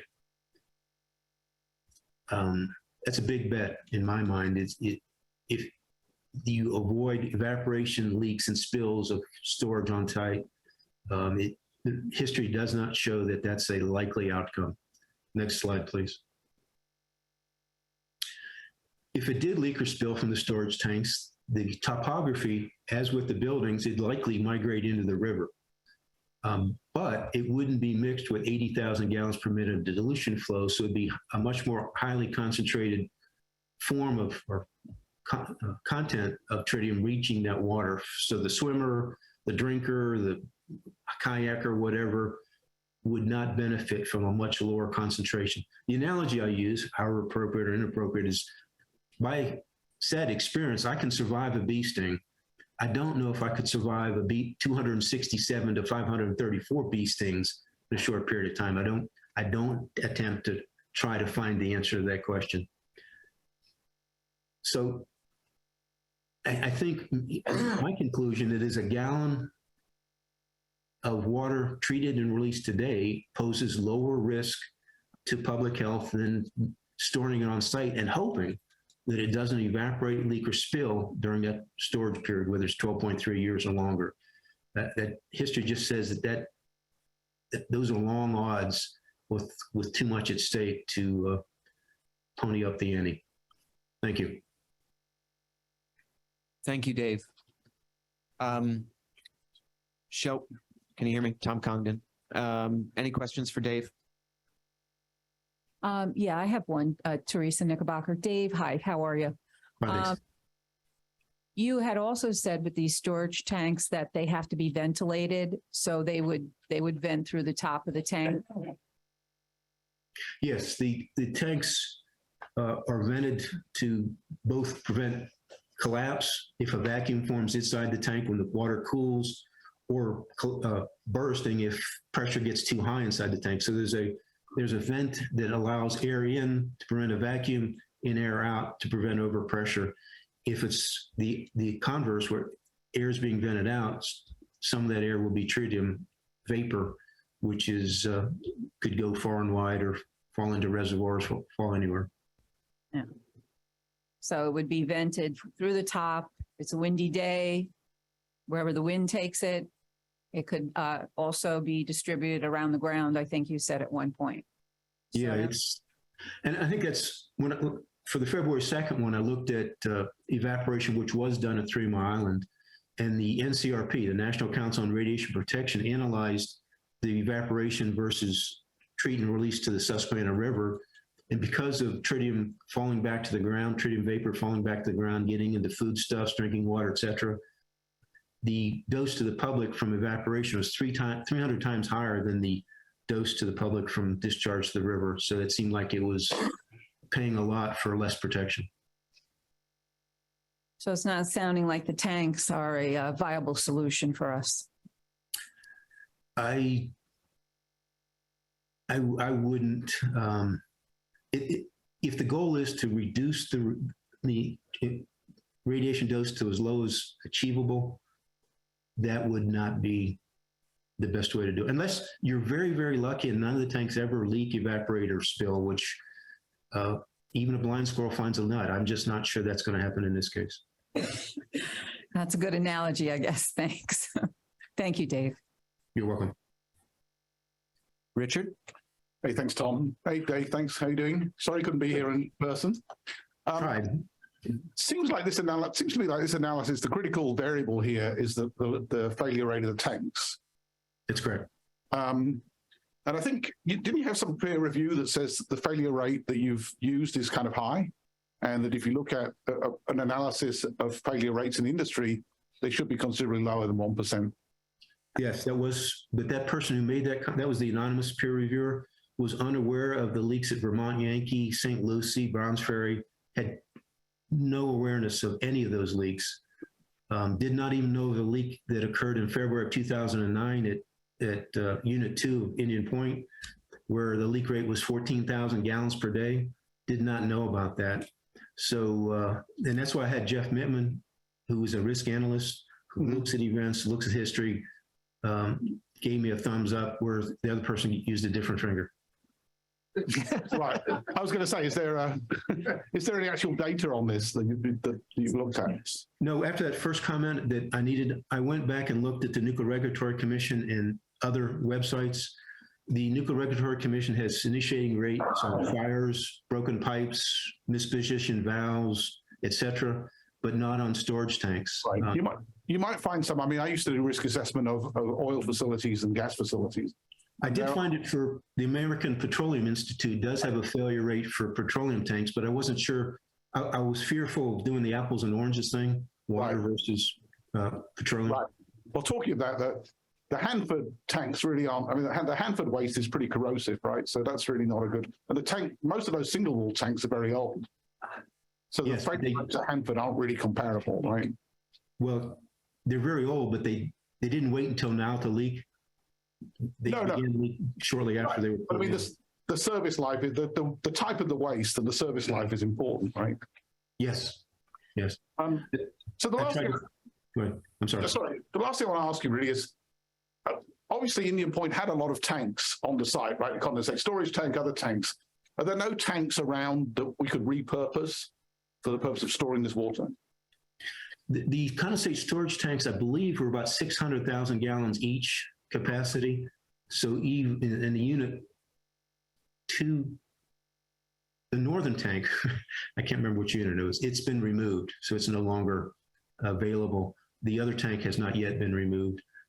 Some of the other tanks that weren't built to withstand earthquakes have been removed or still there, but they're not designed to withstand an earthquake. The condensate storage tanks were seismically designed. Right. So there's one of them still left. Is it full of water? I don't know for sure. Yes. Sorry, there was an answer. Yes. Could you repeat that, please, Rich? Yeah, it is full of water, but if you want to use additional tanks on site, then you're expanding the protected area of the site. And so our partial site release, as far as acreage is concerned, gets reduced. I think Senator Harcum had a question. Yeah, thank you, Dave. First of all, thank you for all you do for the Oversight Board. You're not compensated, and you do a ton of work for us. And, you know, whether people agree with you or disagree with you, no one can doubt your commitment. And we thank you for that. Someone wanted me to ask you a question. If we can jump back just a little bit. You know, we spoke about vitrification at one point, which is a different process than what I'm going to talk about now. But I believe in Vermont, the water was mixed with clay, and then it was taken to one of the 2 nuclear waste sites in the country and used as a cap. Did you do any analysis of that as a possible?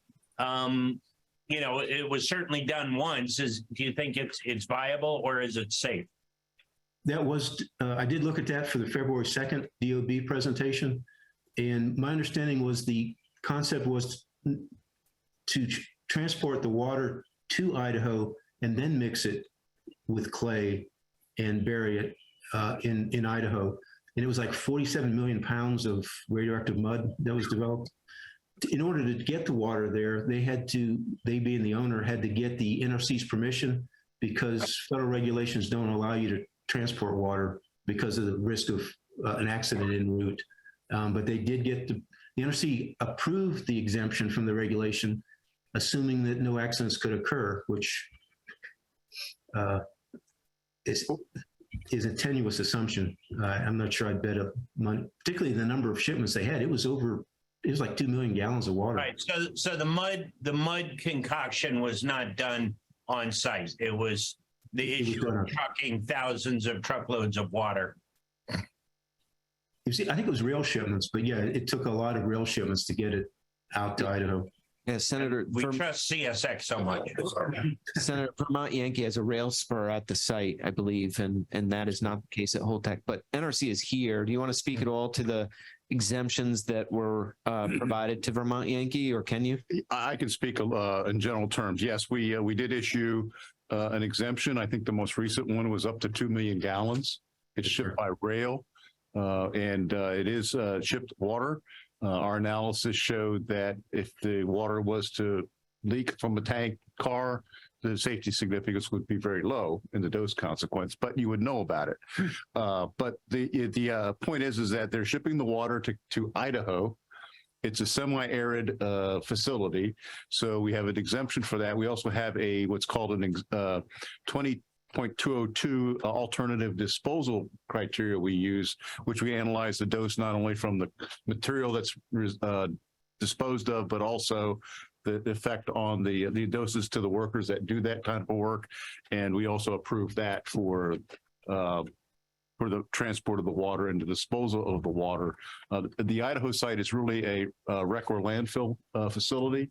It's not a state licensed low-level waste disposal site. So they accept this. Idaho approves it. The state of Idaho approves the disposal also. It's just not a unilateral decision by the NRC. Can I follow up real quick? And then again, just for my edification, what do they do with the water once it gets to the site in Idaho? They mix it with the clay and they may either use it as a cap. They have different methods they use, whether they can also put clean soil over it, which is generally what they must do with most materials. There is a cost with that. I can tell you that. Do you know the cost? No, I don't. But it is not an inexpensive proposition. I can tell you that. Do you know how long it took for the NRC to review the exemption requests? We had an exemption request, I want to say 6 to 9 months on the first one. And the second one was just a larger volume. So it's just, extending it out over time. And the amount of activity that was going to be disposed of. So I don't recall it taking that. I believe it was about 18 months on the second one. Yeah. Assemblywoman Levenberg, did you have a question? I have a couple. Yes. Thank you. And thanks, Dave. I appreciate your volunteerism. You had mentioned that Krypton 85, that the treatment process only removed 80% of this. And I was wondering if you could comment at all, if we can expect this to be present in the effluent from units 2 and 3, and how many total curies of Krypton 85 exist in the effluent on site, if you know that. I'm afraid I don't know those numbers.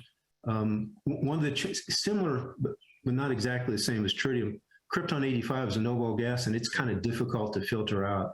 That's why it wasn't as effective as the cesium and strontiums, which were basically 100% removed. Krypton's a little bit more challenging.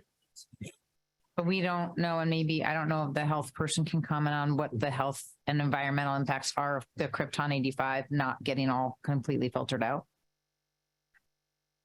By health person, you mean us? Is that, I don't know. Is that, you said NRC, you want to take Krypton 85? Yeah, since Krypton 85 is a noble gas, we look at it pretty much from an immersion dose. It's typically a beta emitter. And it, like I said, it is a noble gas, so therefore it's not really needed by the body for any use. So it's pretty benign from that standpoint, from a biological standpoint, but it is a noble gas. And it has no real biological use in the human body. So we typically look at noble gases though in a gas form as an immersion beta dose to the skin, and so it's pretty insignificant from a dose consequence standpoint. So what about for the environment? Same thing. It's an inert gas. That's what's emitted. All the kryptons and xenons are emitted during reactor operations. It's a fission product, and those are emitted into the atmosphere through the gaseous effluents, and they're measured and monitored. So, one thing I can do is go back through the annual reports and see how much Krypton 85 was released to the air and water over the past 3 or 4 years, because I just don't know the numbers off the top of my head, but I can get that for you. Okay. And Dave, one of the questions I asked earlier of the NRC, I just wanted to ask you as well.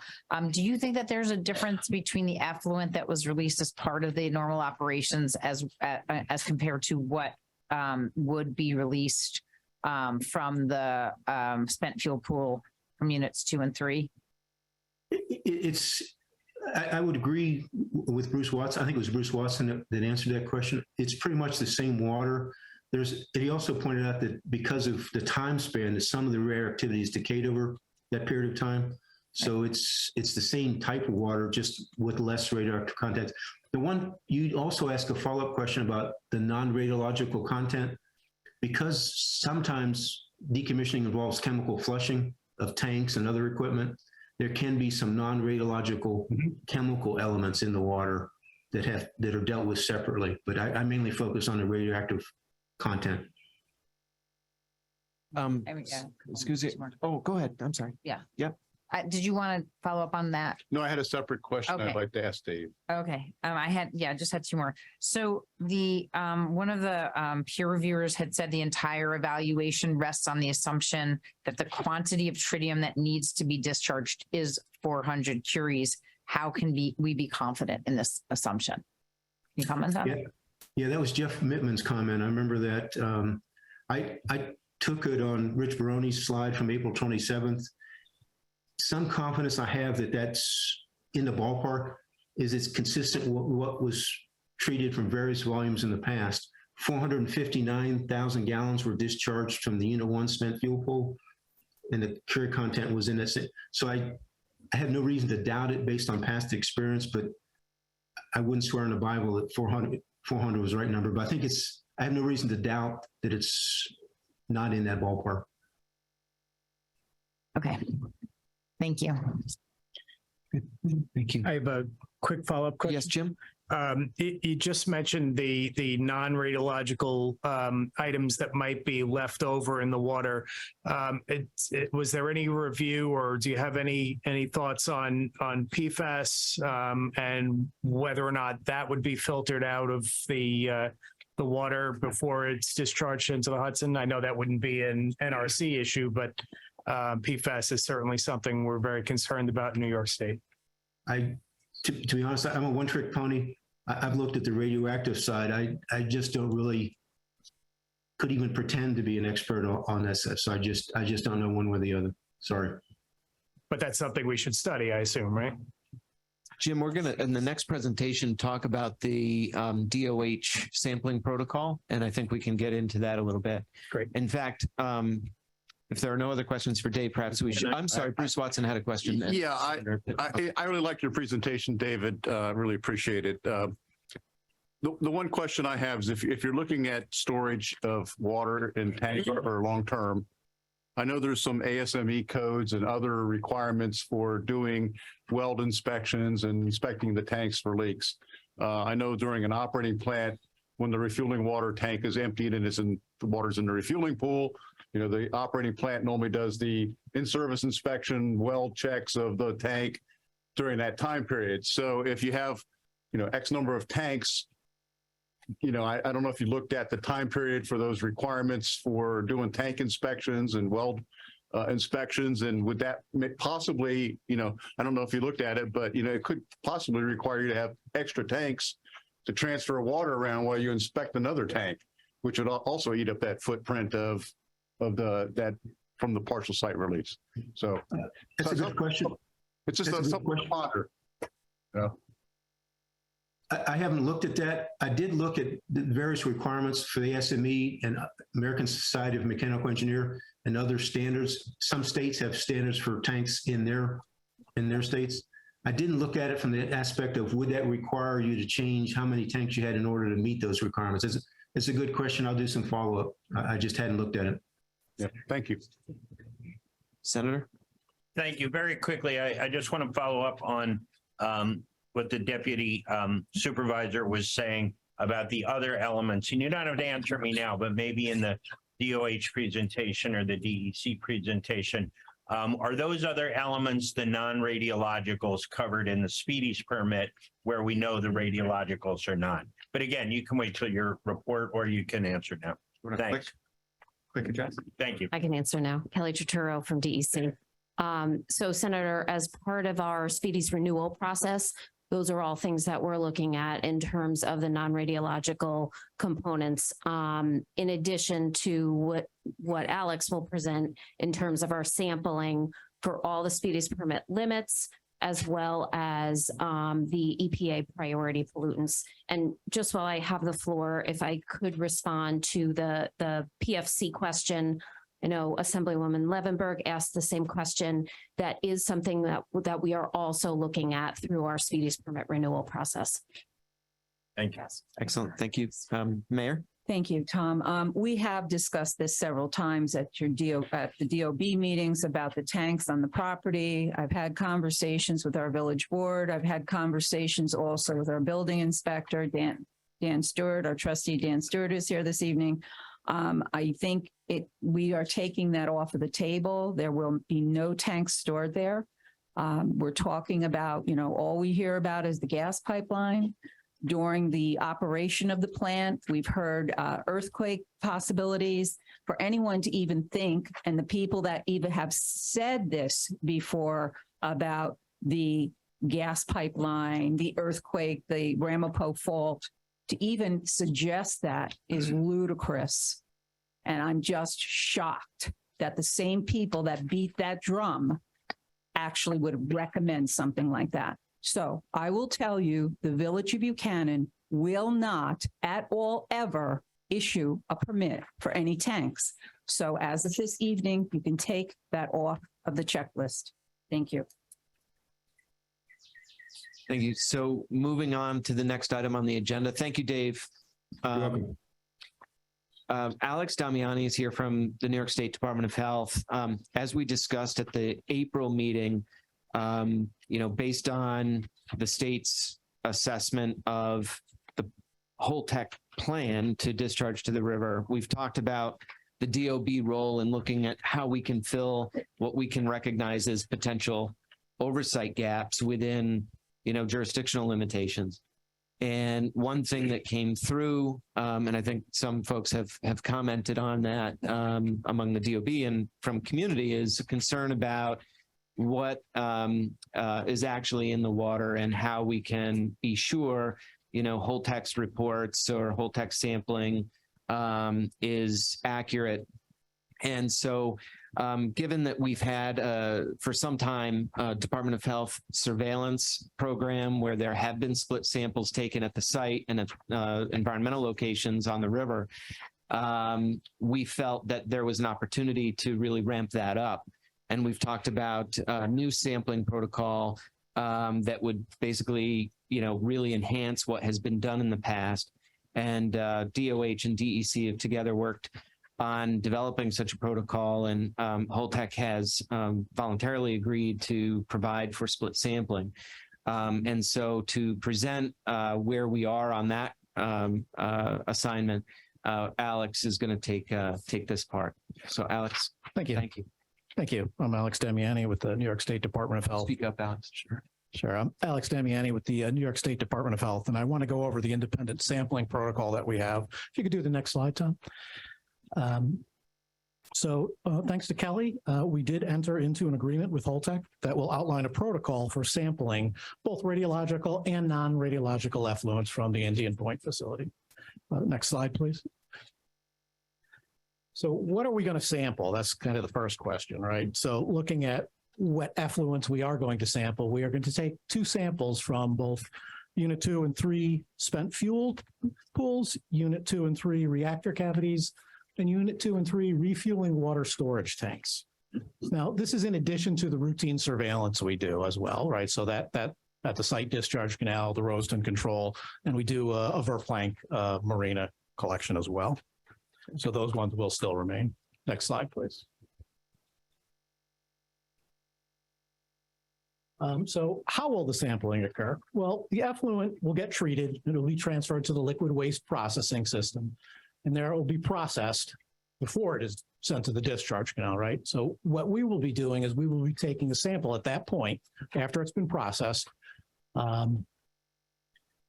And that will be initially before they want to discharge anything. And then at the 50% mark after they've been discharging for a point and they hit about 50% in that given partition of water. Right. Next slide, please.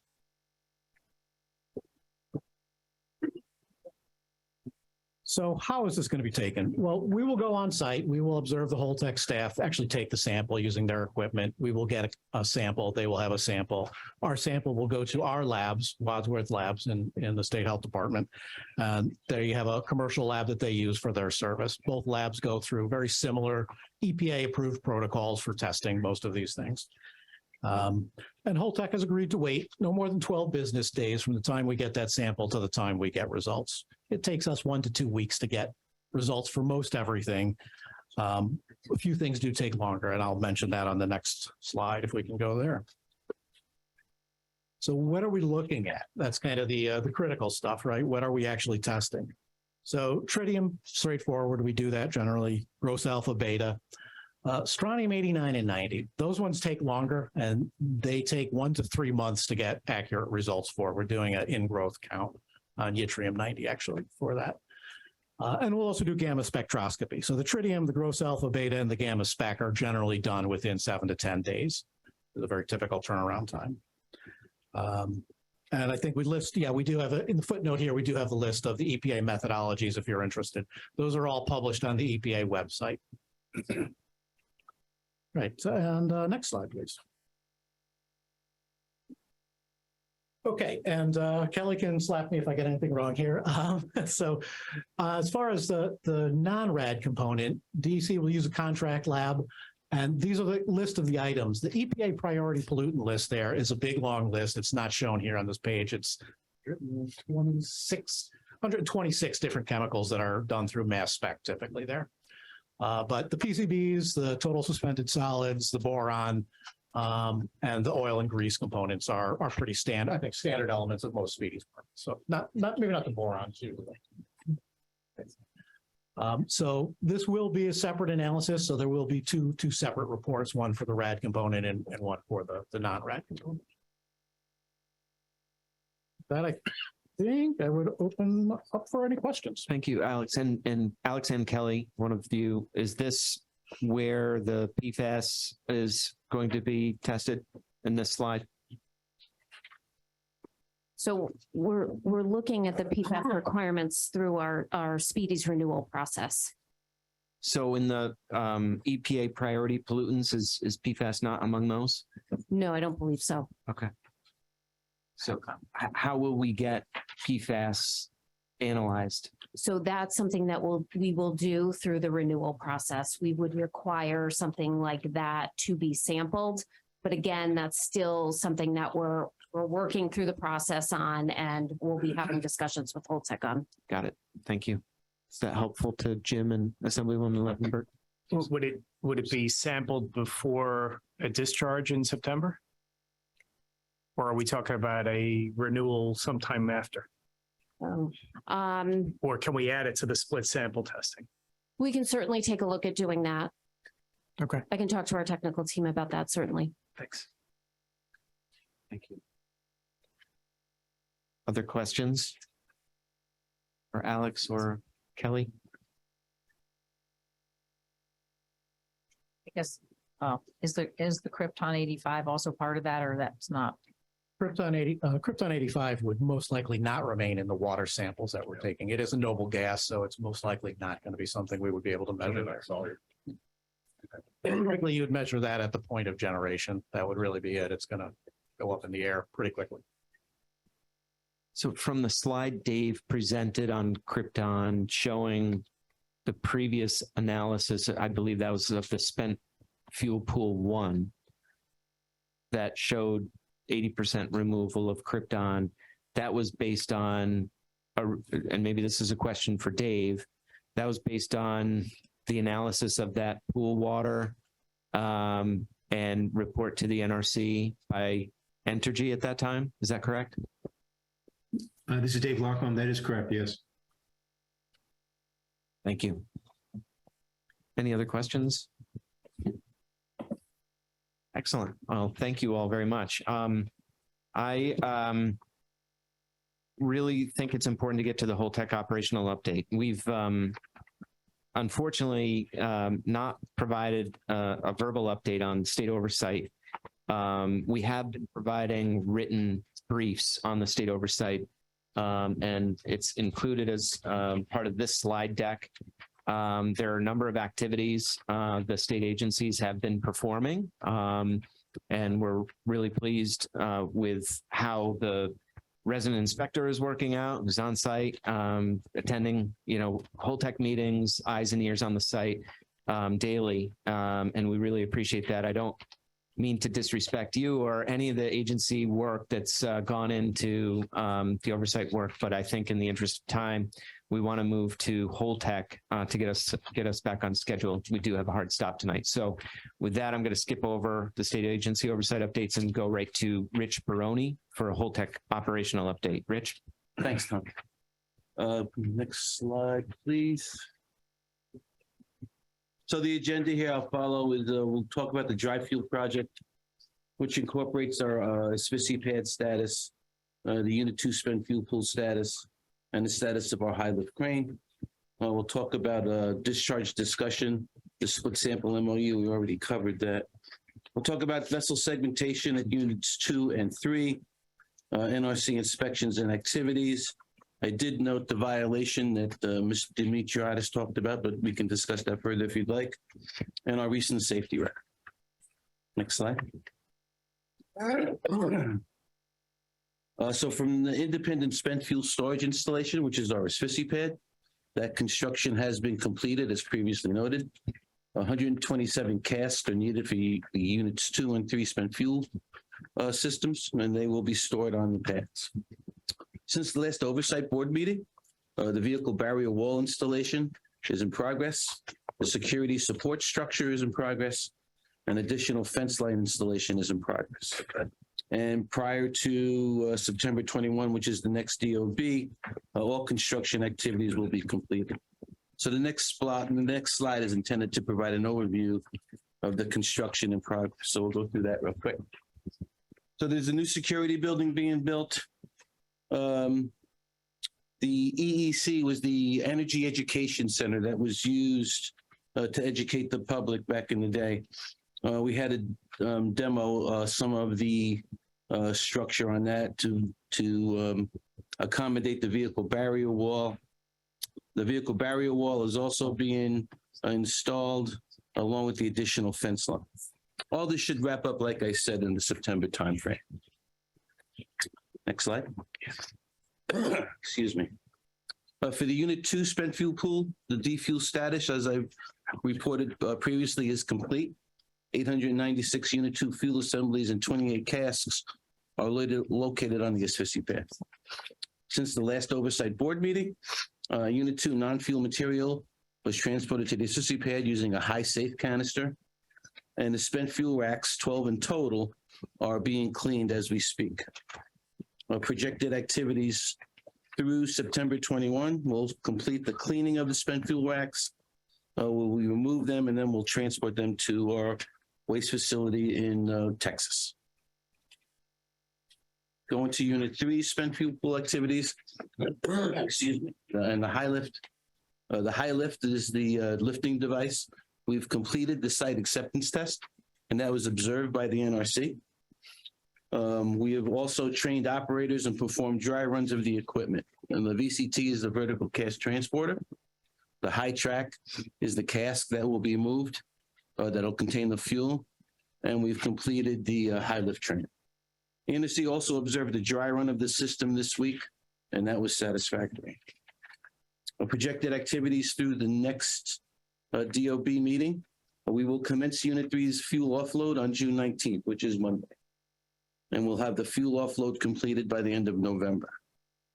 So if we look at the next photo on the next page, it's just it's the high lift in action. It goes very slowly, right? But you could see as we've tested that it will go into the pool, get loaded in the pool, and come back out, and then get transported to the SFSI pad. Next slide. Rich, could you get a little closer to the mic? Sure. Thanks. For our discharge discussion, we did kick off the meeting with HDI New York State Department of Health, DEC, and DPS, and Westchester County Executive's Office rep to discuss the split sampling techniques, and Alex went through that. The MOU has been developed, and we signed that off this week. Unit 2 discharge is scheduled to start mid-September, early October. The expected discharge duration is going to take 4 to 5 months. I'll go to Unit 2 vessel segmentation now. Excuse me. Segmentation of both vessels is considered our second critical path, right? Like I've described before, we want to try to capture all of the radionuclides either through canisters or segmentation and transport them off-site. And then it becomes more of a construction site as we move forward.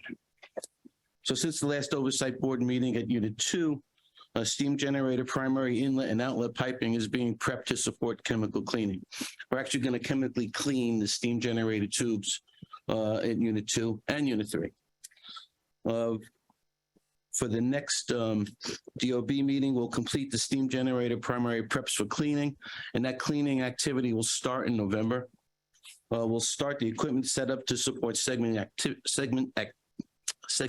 activities, and the upper reactor vessel guide tubes and support columns, and we'll do a partial cavity flood up. Going to Unit 3 and Unit 1. Since the last oversight board meeting, we have completed the Unit 3 segmentation of the reactor vessel upper support plate and the top core plate. Both of those plates were 4 foot thick in diameter. They were cut into segments. The reactor vessel upper support plate has been boxed and transported, and we're working on the BC waste, which is the top core plate. So we're going to start boxing that soon. Projected activities through September, we'll complete the boxing of all the Unit 3 BC waste. We'll commence cutting the Unit 3 RCS piping for the chemical decontamination activities like I just described. And we'll commence preparation for the Unit 3 core barrel removal, which will occur in the 4th quarter. So we did the upper internals, and now the next thing to segment in the reactor is the core barrel itself. So that'll come out. We'll go to the lower cavity, and that's where we'll start dismantling that. And then at Unit 1, we actually cut a hole in the top of the head to provide an analysis, the activation analysis for the vessel itself. And that'll provide us with information to properly classify the levels of waste of the reactor. It's going to be level Alpha, Bravo, Charlie, or greater than Class C waste. So that's what the characterization is doing now. We'll go to NRC inspections and activities. Basically, no change on the LARs that we have submitted to the NRC.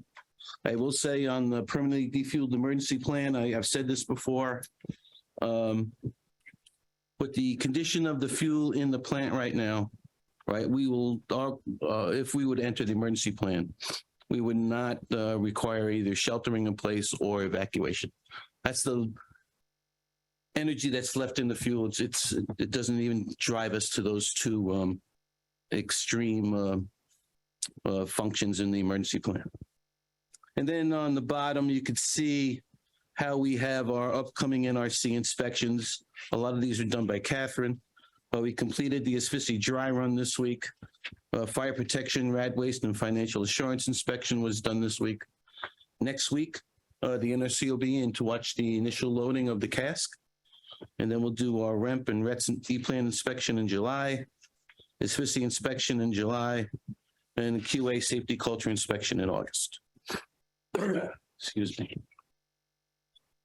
We talked about the violation, and Mr. Dimitriadis described that. Basically, we just did not verify the suitability of the high lift crane hydraulic system and crane structure to affirm the single failure design capability. The credit assumption did not have supporting calculations or design analysis properly documented prior to the NRC inspection activities. We entered the issue into the corrective action program, and the evaluation was formally performed that confirmed the single failure design capability of the crane.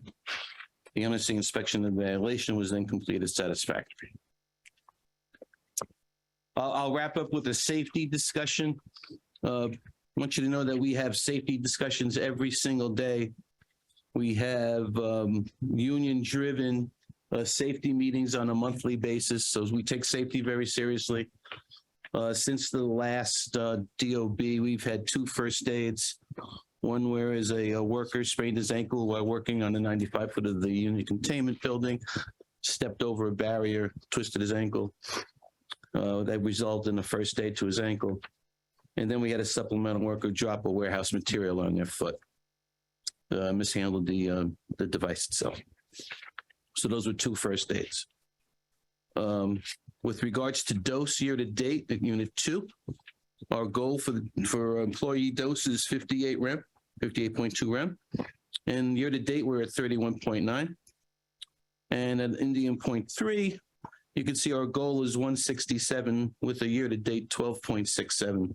That'll go up actually as we start moving fuel from the Unit 3, the spent fuel pool up to the asphyxia pad. So that's all I have, pending questions. Mr. Chair, just Yes. one item. Thank you. Anthony Dimitriadis, NRC. I just wanted to just outline 2 things. Number one, the inspection schedule that is there is contingent. Our inspections are scheduled according to risk significant activities that are happening on site. So if the schedule changes, then we change the inspection. That's number one. Number 2, Catherine is the lead inspector, and she's there sometimes by herself, but all with a team of inspectors. So I just wanted to turn to you to just, we work together with that. You want to talk a little bit about how you decide to? Sure. So what we do is we take a look at the schedule of activities upcoming and determine which risk significant activities we want to review in addition to our annual programmatic reviews. So we do a combination each time we're on site. So when you see an inspection schedule like that, they are preliminary and we'll move them around as necessary to ensure that we're reviewing risk significant activities. Any questions on that? Just a quick follow-up, not Holtec specific, but in any plant that you're reviewing, aside from the planned inspections, do you ever do surprise inspections? We can, and we have in various places. Yes. In the decommissioning world, in the decommissioning inspection, we have we can do unannounced inspections if that's what you're asking. And we've done that in the past. Not often, but we have. Can I ask a quick question? Is the state level of oversight here unusual?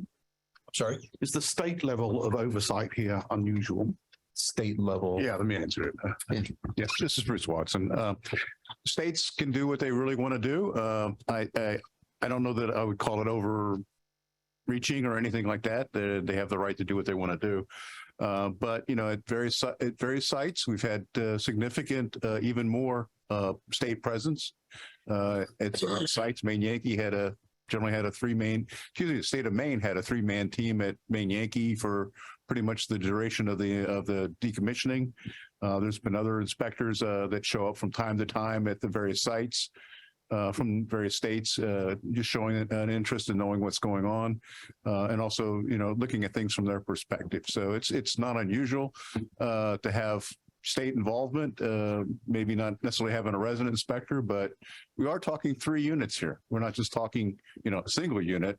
It's a lot of activities going on at basically at least 2 of the 3 units at this time. So yeah. So well, we're picking up on Unit 1 also. Yeah. So, but I think to answer your question, Richard, I believe Illinois and I believe Nebraska have state inspectors at their nuclear plants.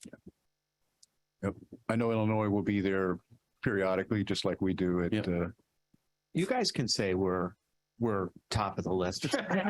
No, I'm not going to judge by. I'm joking. Honestly, I don't want to judge. No. But Maine Yankee did have 3 full-time inspectors there. I mean, it was great because we got to share data. Right. Do you think it's unusual? I mean, I think we have more oversight than most decommissioning reactors, which I think is a good thing. Tom Carey had a question. Just a quick, it's more NRC than Holtec. I'm curious of the accuracy of this inspection report. It says at least 14 inspections since 2008, when the site began loading the asphyxies, they began loading them back in 08? That's correct. Yeah. And then that's only, that is inspection reports related to ISFSI inspections alone. Specifically? Yeah. Okay. The plants were operating, so we have other reports that, for the operating. Okay, thank you. Construction of the pad, I believe, started in 2004, and then the first cask was issued to the pad in 2008.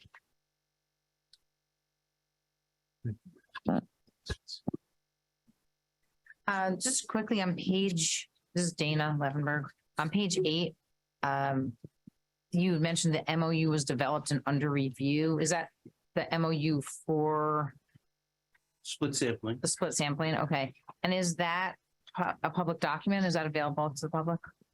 That MOU? We will make that public. It's only just getting completed. Got it. So yes, we will post that. A member of the community had also requested that we post kind of a spec sheet of how we are doing the sampling. And we're developing a one-pager for that as well. So that will be posted as well following this meeting. Okay, thank you. And then can you just clarify QA safety culture inspection? QA? I'm sorry, I can't hear you. What is QA? Oh, quality Quality assurance, safety culture inspection. What is that? What is that inspection? Are you on the NRC Slack? The upcoming NRC inspection is the last one. This is on that Catherine. I page can 11. answer that. It's our Okay. inspections. So I'll give the inspection procedure number. That way you can look it up if you want to. It's NRC inspection procedure 4801 40801. That's PINR safety culture and quality assurance. So what we did was we picked a couple of programmatic areas such as safety culture. So what we do with that is walk around the site, take a look at various levels of management and workers to determine if they feel free to raise nuclear safety concerns. Also, in addition, whenever we're on site, we take a look at any activities going on. So there might be some programmatic areas listed there, but when I get on site or whoever's doing the inspection at that time, again, we have a variety of inspectors. They'll take a look at the activities and also pick some of those to observe as well. Does that help? Yeah, thank you. The acronym QA just stands for quality assurance. Yes, I think somebody said that. Thank you. Other questions? Yes, Richard? So Rich, can you explain this crane thing to me? I still don't understand it, which is, it seems like, was it supposed to be designed for not having a single point of failure? Absolutely. Okay. See, the violation was this, is they didn't formally do the calculation like they should have done to demonstrate single failure capability. NRC picked that up, demanded that they do a formal calculation. That was done, and it did demonstrate single failure capability of the crane. So what do you mean by single failure capability?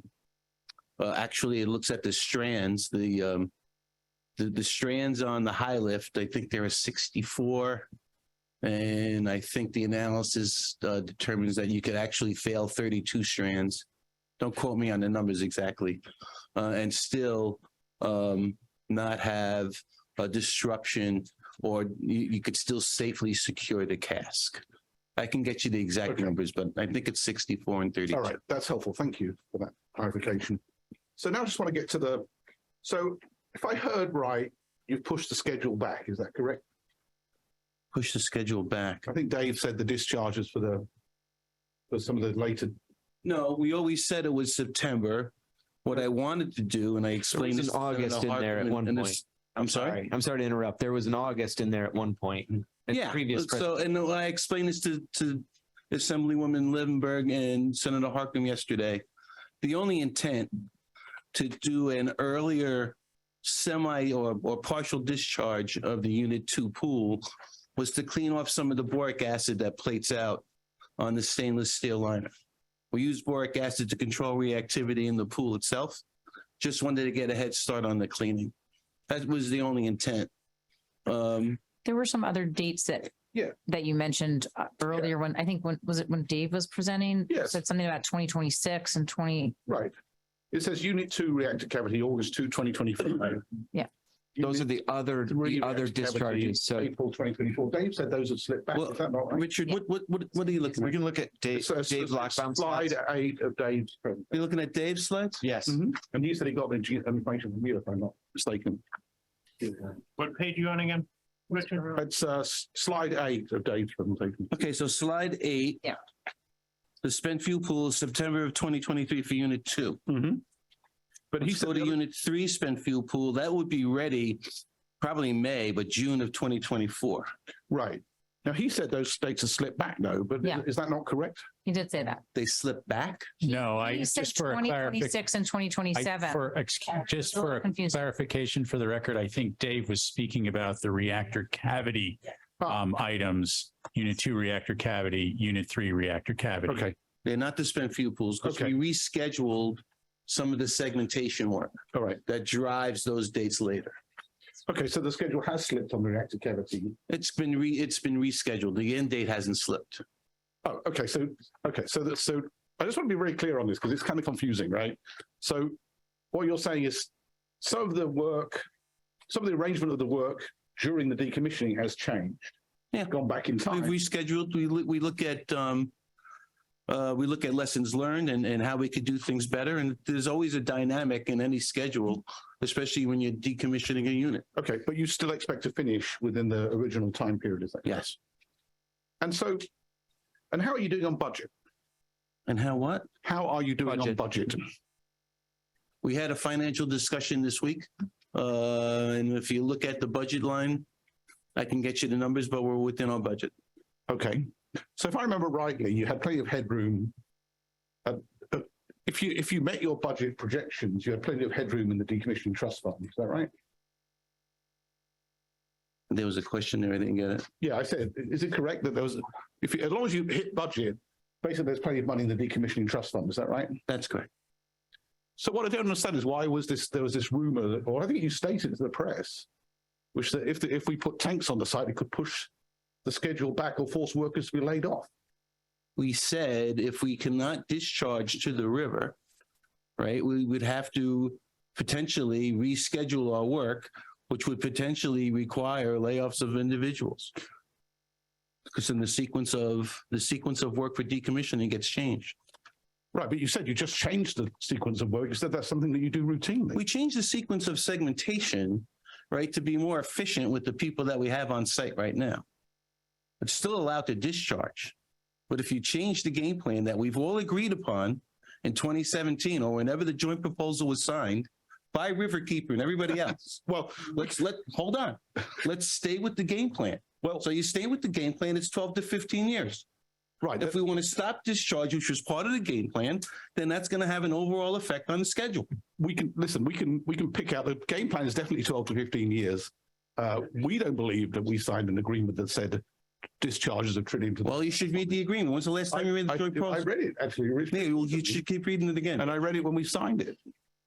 I'm trying to calm down, but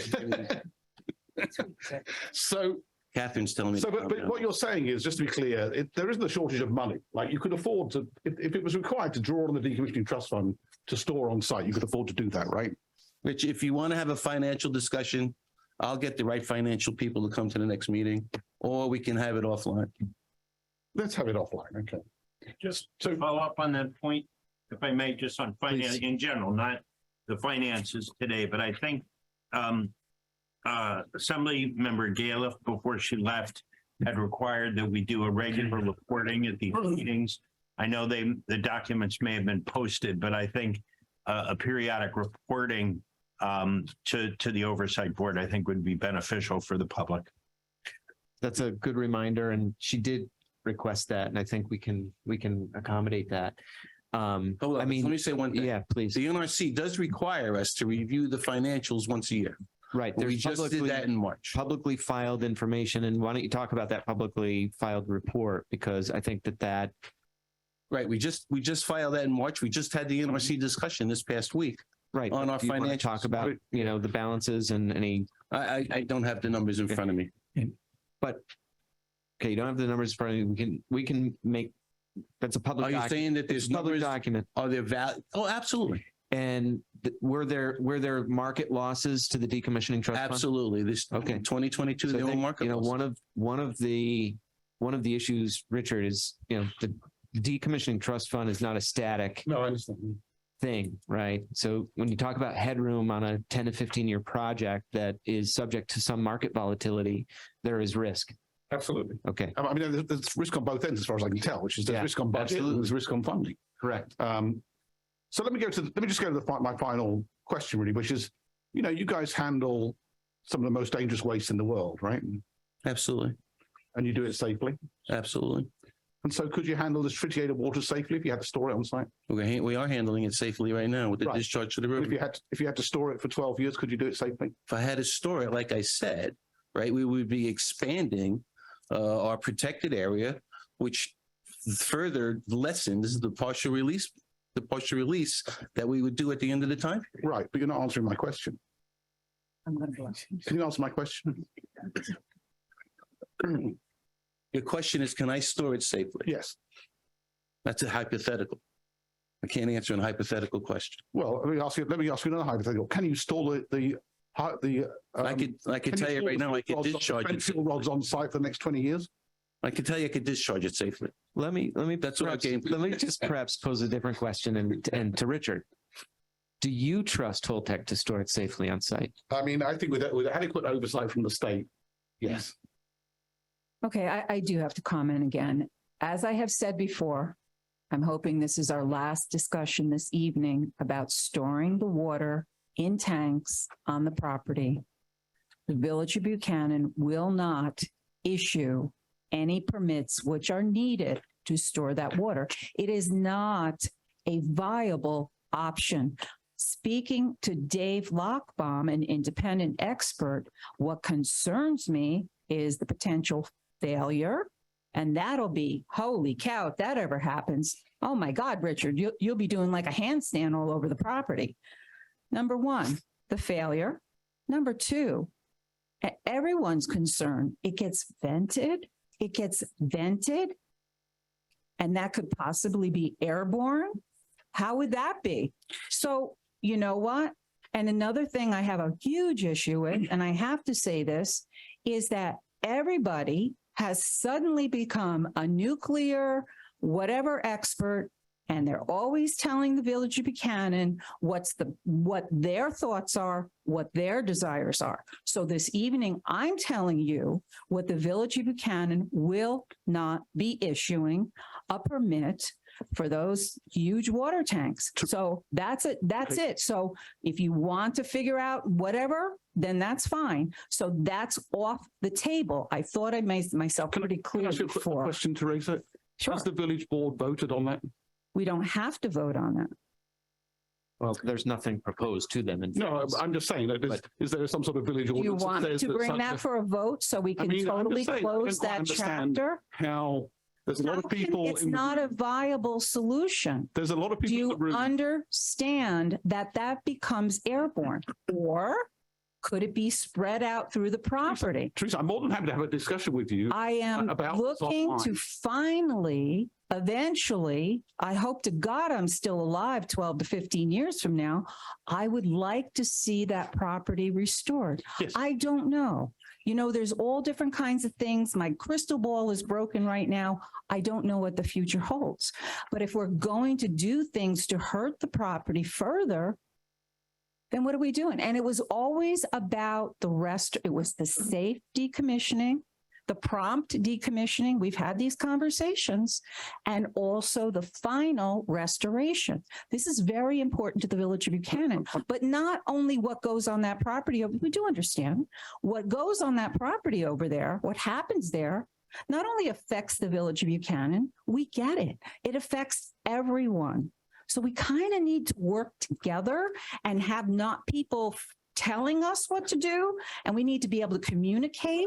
And so I'm communicating to you tonight that is not the direction the village is going in. With respect, Teresa, it sounds like you're saying everybody should be involved. We should all have a discussion, but then you're telling us what to do. Well, we've been having the discussion. I've been telling you what my thoughts are in the village board, but people are refusing to listen to what I'm saying. Is what you're saying that if the public and the process concludes the answer that you like, that's fine. But if it doesn't, then you'll say you'll override. Well, that's the same with you with everything, It's Richard, not at too. all. I'm not, I Yes, don't no, actually have Richard, any. come on, come on. I've known you too many years now. Tom Richard, Perry please, has a come on. question. Tom. Yeah, I just, a couple of questions for Rich. I see you got a good turnout here tonight. Do you know what your complete workforce is right now, Rich? Yes. Do you have a number? Union about 400, total about 690. 690? 690. Have those numbers altered since the beginning? I mean, I'm sure you had to ramp up to a We've certain ramped point. up to get the fuel out of Unit 3's pool, right? And then we'll come to some medium. You'll see a ramp down again at some point. I don't know if it'll ramp down, but there's plenty of work. So, and that's kind of important. Do you think you can avoid layoffs if you're not able to discharge the water? Is there other work you can do, say Unit 1, Unit 2, all around the property to avoid layoffs? Because I hate when I hear the word layoffs. So do I. When it's such a large project. So do I. And I guess, we have a great team. These guys are great. They're out No there doubt. every day doing work. No doubt in my mind. You got the best of the best here. And I fully respect what they do, right? But, projects are going to come and go, right? And at the end of the day, we're trying to work ourselves out of a job, me included, right? So that's what the whole decommissioning thing is all about, right? So potentially, we'll see what we could do with the schedule, but if we're not able to discharge the river, right? And we've had this discussion yesterday with Senator and Assemblywoman, right? That just changes the whole game plan, right? And that just changes how we can take buildings down, right? So we have to look at that. Right, because my fear is there's a ton of work going on all throughout the county, right? All throughout Westchester, Putnam. If we talk about layoffs and you let some people go, are you ever going to get that crew back? Then That's they the go to problem. other jobs. So I agree. my big concern is when you talk about layoffs, and we've had this discussion, is there enough work on that facility to keep these people working? If you're not able to discharge it, We'll have to look at the schedule, Tom. That's the best thing to tell you. Can I ask? Assemblywoman Levenberg? Rich, yesterday when we were talking, you had said that in phase one, there were 312 folks working for HDI, then 230 in phase two, and then you're going down to 50 in phase three, that of the UWA workers. You said the other workers were working for Champion and I think BHI, is that right? BHI, Champion, and Giordano. Okay, and Giordano. And you said that in most cases, many of those workers, when you've had a change of phase where there was less work, that they were able to find other work, except for, I think you said there were 5 to 6 that were laid off or otherwise retained after phase two. But that you're coming up on phase three. So for the HDI workers, or I think that was mostly what you were referring to, that was down to 50. So I just want to be clear about how many workers. You said 700 badged on site. That was a combination of all of these different folk, Right. of all of these different groups. Not everybody's working specifically for Holtec. Correct. So the 50 is the core group we'll keep, Good. right? But then there'll be people with Champion. We're trying very hard. And you said 50 was part of whatever was part of the proposal, the original proposal, the Yeah, the phase core one, group- phase two, the core phase group three. that'll stay on. Huh? But we're trying very hard to get everybody a job, right?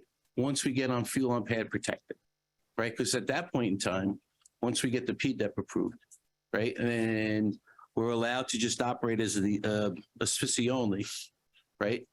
The number of security guards will be decreasing, right? And our core group of HDI people reduced.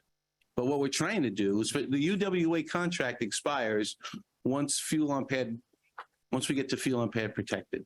That was negotiated, right? But we're trying to find all of the UWA people jobs with either Champion, Giordano, or BHI.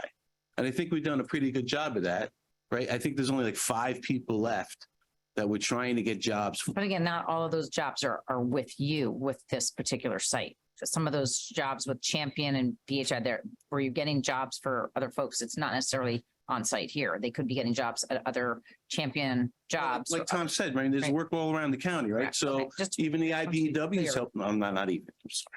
IBEW is looking at, I'm sorry, guys, taking the electricians, right, and technicians, right? And so they can go to another job site within Westchester County. Operating engineers are doing the same. Carpenters are doing the same. The unions are being great in taking most of the UWA people. And if it's not Indian Point, it could be at another position within Westchester County. We also have a job fair in August. The Department of Labor is coming down, and we'll see if anybody wants to do that. Thanks for that clarification. The other thing, the other two questions I had about in this whole evaluation, you were talking about the decommissioning of units 2 and 3, and the whole schedule for unit 1 hasn't even been incorporated into this yet, but there's a lot more work to still be done. Yeah. For unit 1 to be decommissioned, right? Yeah. So then the reason for that is this: is when unit 2 and when unit 3 shut down, we were able to characterize those cores. So to classify alpha waste, Bravo Charlie waste, greater than Class C waste. We weren't able to do that with unit 1, right? It's been shut down. The head was tensioned, right? So we had to get into the head, right, which we just recently did, to characterize the core. And then that'll set up the game plan as to how we disassemble the internals within the unit 1 ball, actually, right? Once we strip out the ball, so you're not going to see a lot of buildings come down because we have to strip a lot of stuff inside the buildings. Once that gets stripped out, then we could take the buildings down.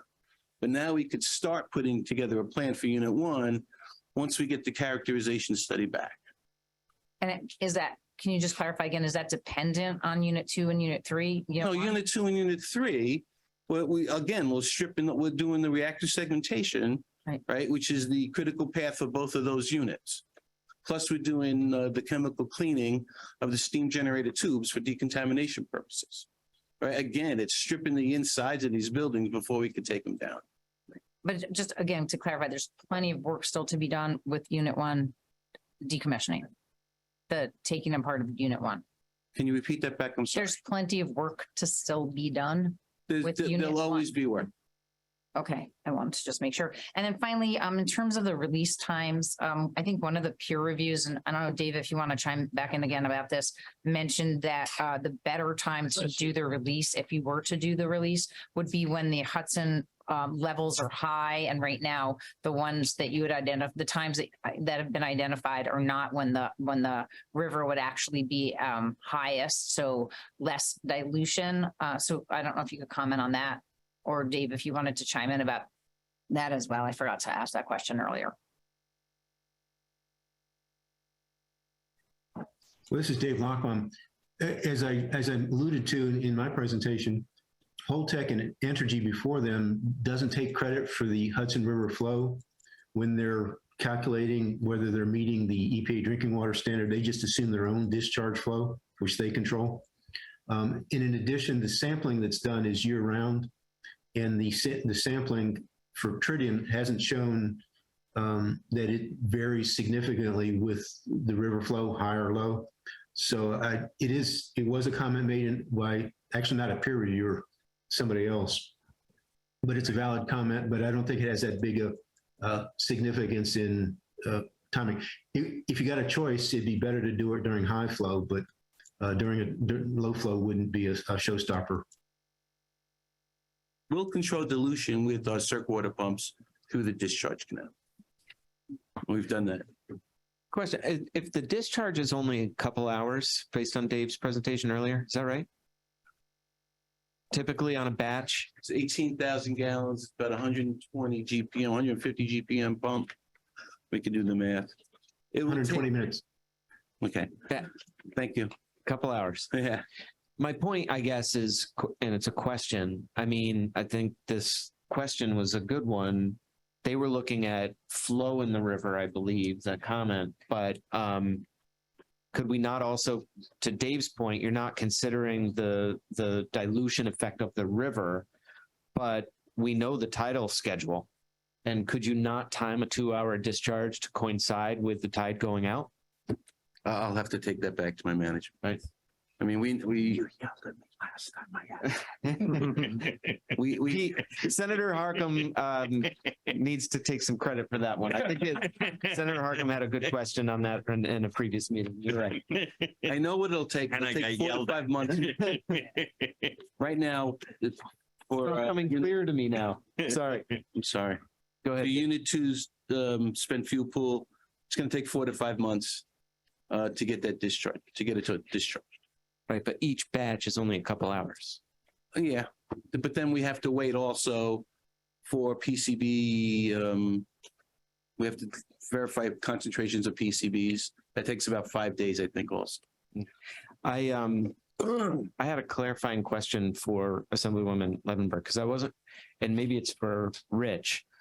I'm trying to understand the significance of the question on the amount of work because there's a huge amount of work to finish decommissioning on the entire site, right? We're far, far, far from completing the work. So what is the? Well, it's based What on, were- yeah, yeah, what- I was yeah. getting at that because Holtec had sent a letter around to, I think, the various bargaining units saying that if the discharge were to be stopped based on the introduction of legislation by Senator and myself that would disallow it, that there would be a loss of, I think, 40 carpenter jobs and 60 operating engineer jobs. I believe that those were the 40 numbers. carpenter and 60? And 60, yeah. And I just wanted to clarify because I don't know, it seems like Rich tonight, you said there's still plenty of work. There's plenty of work. I didn't see this letter. I don't know what you're talking about.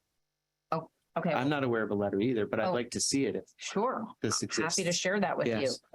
Yeah, absolutely. Yeah. And then the various groups had sent letters in opposition to the legislation based on what they saw as a threat to their workforce. And obviously, neither Senator nor myself is looking to roll back any jobs. We want to make sure that jobs are protected. And again, based on what we've been hearing, certainly the conversation yesterday, the conversation today, it seems like there's plenty of work on the site for many years to come for many people. And if not on this site, then elsewhere through the various subcontracted companies. So I thank you for clarifying that this evening. But I think in also continuing that, I think if going back for the pause, we all know Holtec has put other facilities on a pause. So, I mean, I'm not speaking for Holtec, but I'm just thinking there's only so much work. Like, so if there's a pause, there's no, you could go forward to at some point, but if there's a pause and you, then that's, that was one of my concerns. If there is a pause, could it be 4 years? Could it be 5 years? I don't know. But the biggest concern is losing the workforce that we have here that is dedicated. They're experienced. They know the site better than anyone else. So those are the big concerns, how we go forward here. Does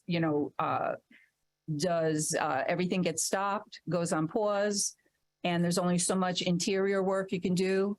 And the big part of the project is the demolition in the end. So you can't do the demolition until you do the inside. See what I'm saying? Sure. But There's so much work that could be done, but again, if we stop the discharge, right, the whole sequence, right, gets changed. You change the whole sequence, you're going to have an effect on resources. It's that simple. Well, And then what do I do with rainwater and what do I do with snow? Yeah, I mean, just to comment on that, you had mentioned that, you had mentioned, I'm going to respond to, I am going to actually, just based on what you had said, again, yesterday when we were talking, originally you wanted to discharge some water from one of the spent fuel pools to get 6 feet down so you could clean the sides of the pools, right? Is that true? And then that didn't happen. You agreed to delay that, but the work didn't stop. You actually found a workaround. You found another way to do that. So this is one instance, yeah. Okay, well, I How mean, often again, can we do that? there's alternatives that you've been able to find to continue to move forward. So just as, again, we're trying to find alternatives to find what is the safest for, which I think that was the first thing that you said, Mayor Knickerbocker, safest, right? That was the thing that we were starting with, is safest. And then we wanted to do, everything efficiently, but we wanted to start with safest. So, if we're looking at what's safest and finding that maybe, there's still questions about what is safest, and you're able to find alternatives to continue the work, then, that seems like a more productive approach than just threatening to lay off workforce while the public is trying to wrap their heads around this process. I'm going to say this, and this is the last time I'm going to say it, right? We will have to totally change our approach to decommissioning if we can't discharge to the river. That will definitely have an effect on resources. If you can't discharge the river ever, or if you can't discharge to the river in 6 months, 1 year, I understand 12 years. Potentially we can work with a time frame, right? Nobody's even asked me about that, right? We could potentially work on a time frame, right? But if we're not going to be able to discharge to the river, I'm trying to be transparent, right? I'm not trying to BS anybody. You're going to have an effect, excuse me, on the overall decommissioning schedule of the station. End of story. And I can't be more clear than that. Yeah. Dave Lockbaum's had his hand up for a while. Okay. Dave, you had a question? Yes, on Rich Baroni's next to last slide, there was some information provided about safety and worker exposures. I went to a Nuclear Regulatory Commission public meeting about 6 years ago, and these kind of factors were cited as very good leading indicators of a plant that's having safety culture problems or work control problems. And so I guess my question would be, Rich, could you sustain providing this information in future updates? Because I think it's very insightful. Sure. Thank you. Thank you. To do that. Tom Carey? Yeah, just, Rich, you mentioned a job fair somewhere down the road. August. Can you explain that? What type of job fair you're going to have? We're going to bring in vendors. I think we're going to also bring in some other nuclear plants. That's what Pilgrim did. We're going to try to mimic what Pilgrim did, right? What do you mean nuclear plants? Nuclear workers? Seabrook, Millstone, those type of plants. See if they want to hire some folks. You want to take folks from here to there? It would be people that would want to stay in the nuclear industry, have a long-term permanent position. All right, but not the construction end. You're talking. No, Okay. be some of our guys. Okay. John Sipos had a question. Rich, I think I heard you said you had 690 badged workers now at the site, Correct. and they are experienced and familiar with the site. Isn't that correct? Correct.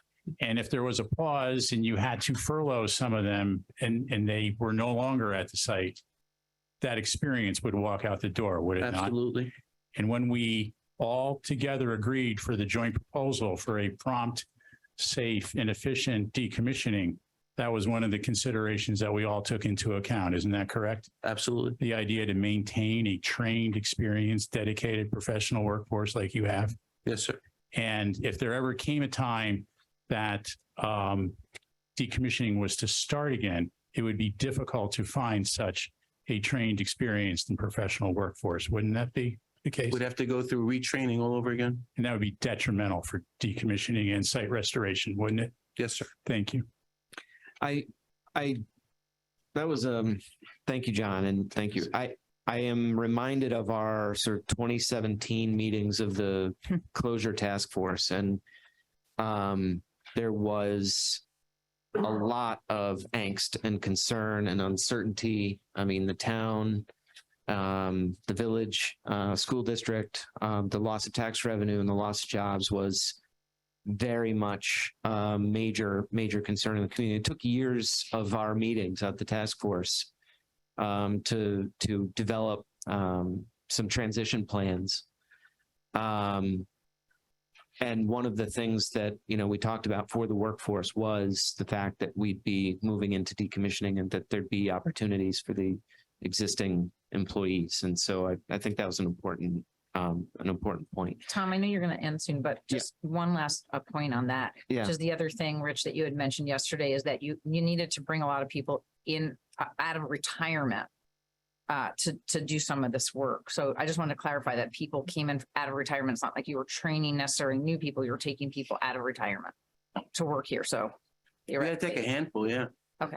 And some of those folks were, retiring with the phase down of operations and then were pulled back in for decommissioning, which is sort of, that was like one of the things we talked about with the closure task force was, there are people in the community that know this plant and know the work. And that was excellent. Rich Webster, I have a question for you too. Like, when we were back, in that 2017 timeframe, when we did the closure, right? That was in the context where we were settling longstanding litigation that the state had brought against Entergy, that Riverkeeper was a party in the litigation. There was opposition to license renewal prior to the closure agreement, right? Entergy wanted to continue operating, with another 20 years. From an environmental standpoint, on the river standpoint, what is Riverkeeper's view of sort of the closure agreement and the effect that had on the river? Right. Well, first of all, I want to say actually on that, I've got a question for Rich, but let me just answer Tom's question first, which is, first of all, I think what people may not know is that John Sipos here holds the record for not losing in front of the NRC. He litigated a relicensing proceeding for many, many years. I was hanging around in the background litigating one or two things for Clearwater at the time, actually, and Riverkeeper were litigating their contentions. And I'd say John did an exceptional job using a process that was extremely arduous. I think John once described it as not for the faint of heart. I described it as it's like a game of chutes and ladders, except there are no ladders, right? You say the wrong thing, you're out. Okay, so that was an extremely good result achieved with a partnership of the state and community groups. Oh, well, so it's an extremely good result from our perspective because the cooling water discharge, the water discharge, which Entergy did not want to improve, was having a huge effect on the river. And then, of course, we had the radiological risks, which are much reduced already as a result of the closure. And we are, over time, eliminating more risk. So we are in a much better position than we were before. Right. And I don't think people should lose sight of that. Yeah. But that doesn't mean to say that life's perfect, right? Right. It means that we've made a lot of progress, and we need to keep making progress. If we keep working together, I think we can make that progress. So now, Rich, my question for you is, you said segmentation of both vessels is considered the second critical path, right? So if I understand it, the critical path is the one that could delay the end result, right? Say it again. The critical path is the task that could delay the end result. Correct. So that's the second critical path. So what's the first critical path? Fuel on pad. Fuel on pad, okay. So discharging this water is not on the critical path then?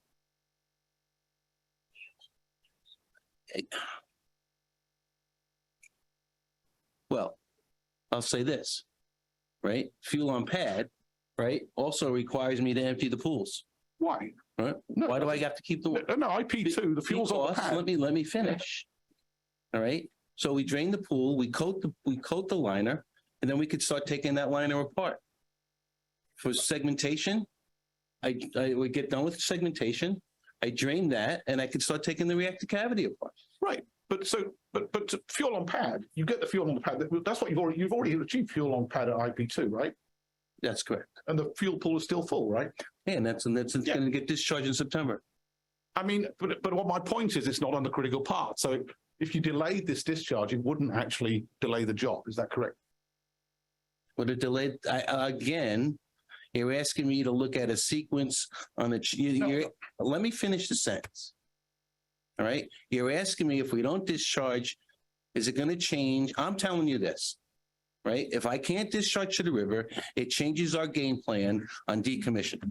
I understand. I keep telling you this. I know, and I've heard you, Rick. That's going to be that. I've heard you. I know you heard me, but you keep asking me the same question. No, I don't, because you've identified two critical paths. Neither of those critical paths is discharge of this water. Rich. As one rich to the other, you know. I'm sorry? As one rich to the other. As one rich to the other. Right? And this is not personal. I know it's professional. Right? My point here is this. If I can't discharge, it's going to change the whole game plan on how Holtec joined with the whole state organizations up to the Attorney General's office, right, on a joint proposal on decommissioning the units. Part of that joint proposal includes discharge to the river. Everybody signed off on that, including Riverkeeper. Let's just be honest. Okay? We've already agreed to disagree on that point, okay? I'll show you the, like, want me to show you the, I'll show you the signature. Let's follow, we can sidebar this. The Bickers. We need to move on. We're close to finishing on time. I like this bantering back and forth. I know you do. I know you do. The Bickersons. I enjoy it. Tom, can you move on to the next slide, please? Just wrapping it up. As I know there's tremendous interest in these issues as evidenced by the attendance tonight, and want to, I saw some signs going up with some questions and some observations, which we welcome. We welcome written comments and questions at any time through our website.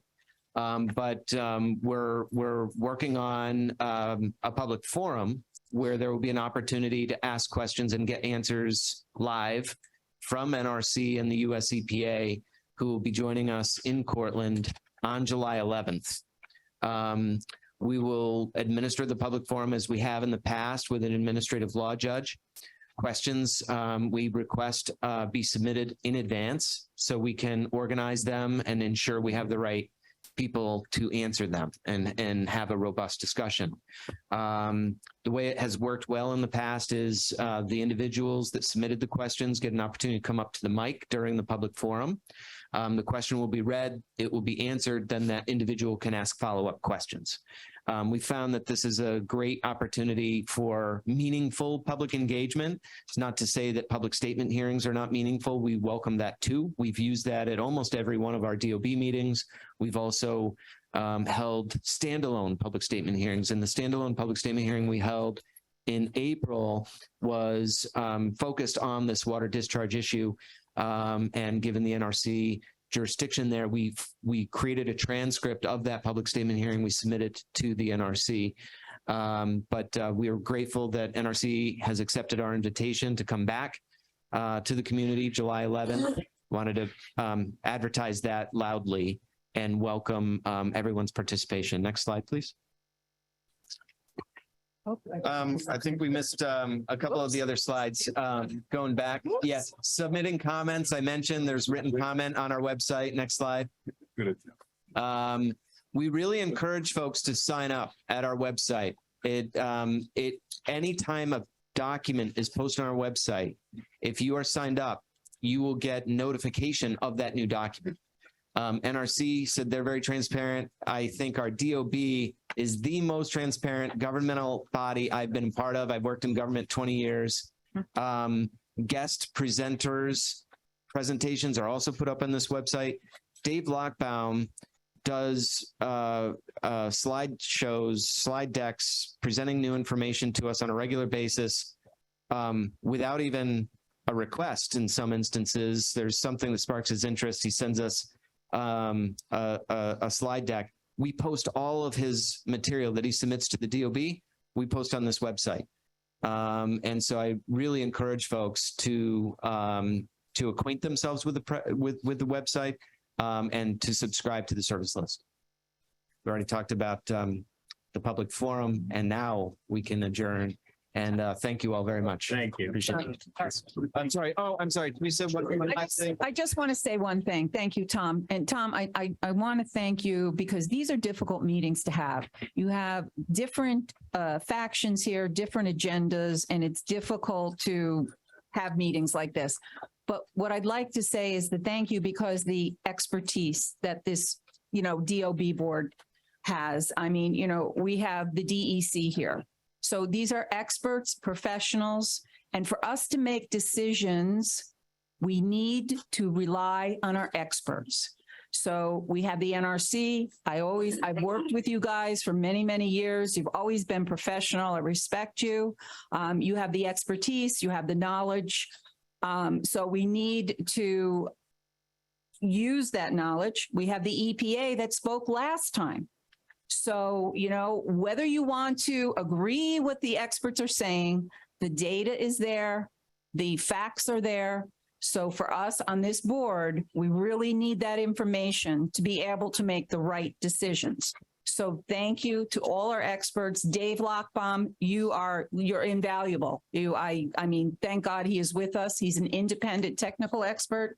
And Tom, you have done a great job. You really, move these meetings along and bring in the experts and have the discussions. Well, thank So you. thank you, everyone. And I apologize for the people that had to stand.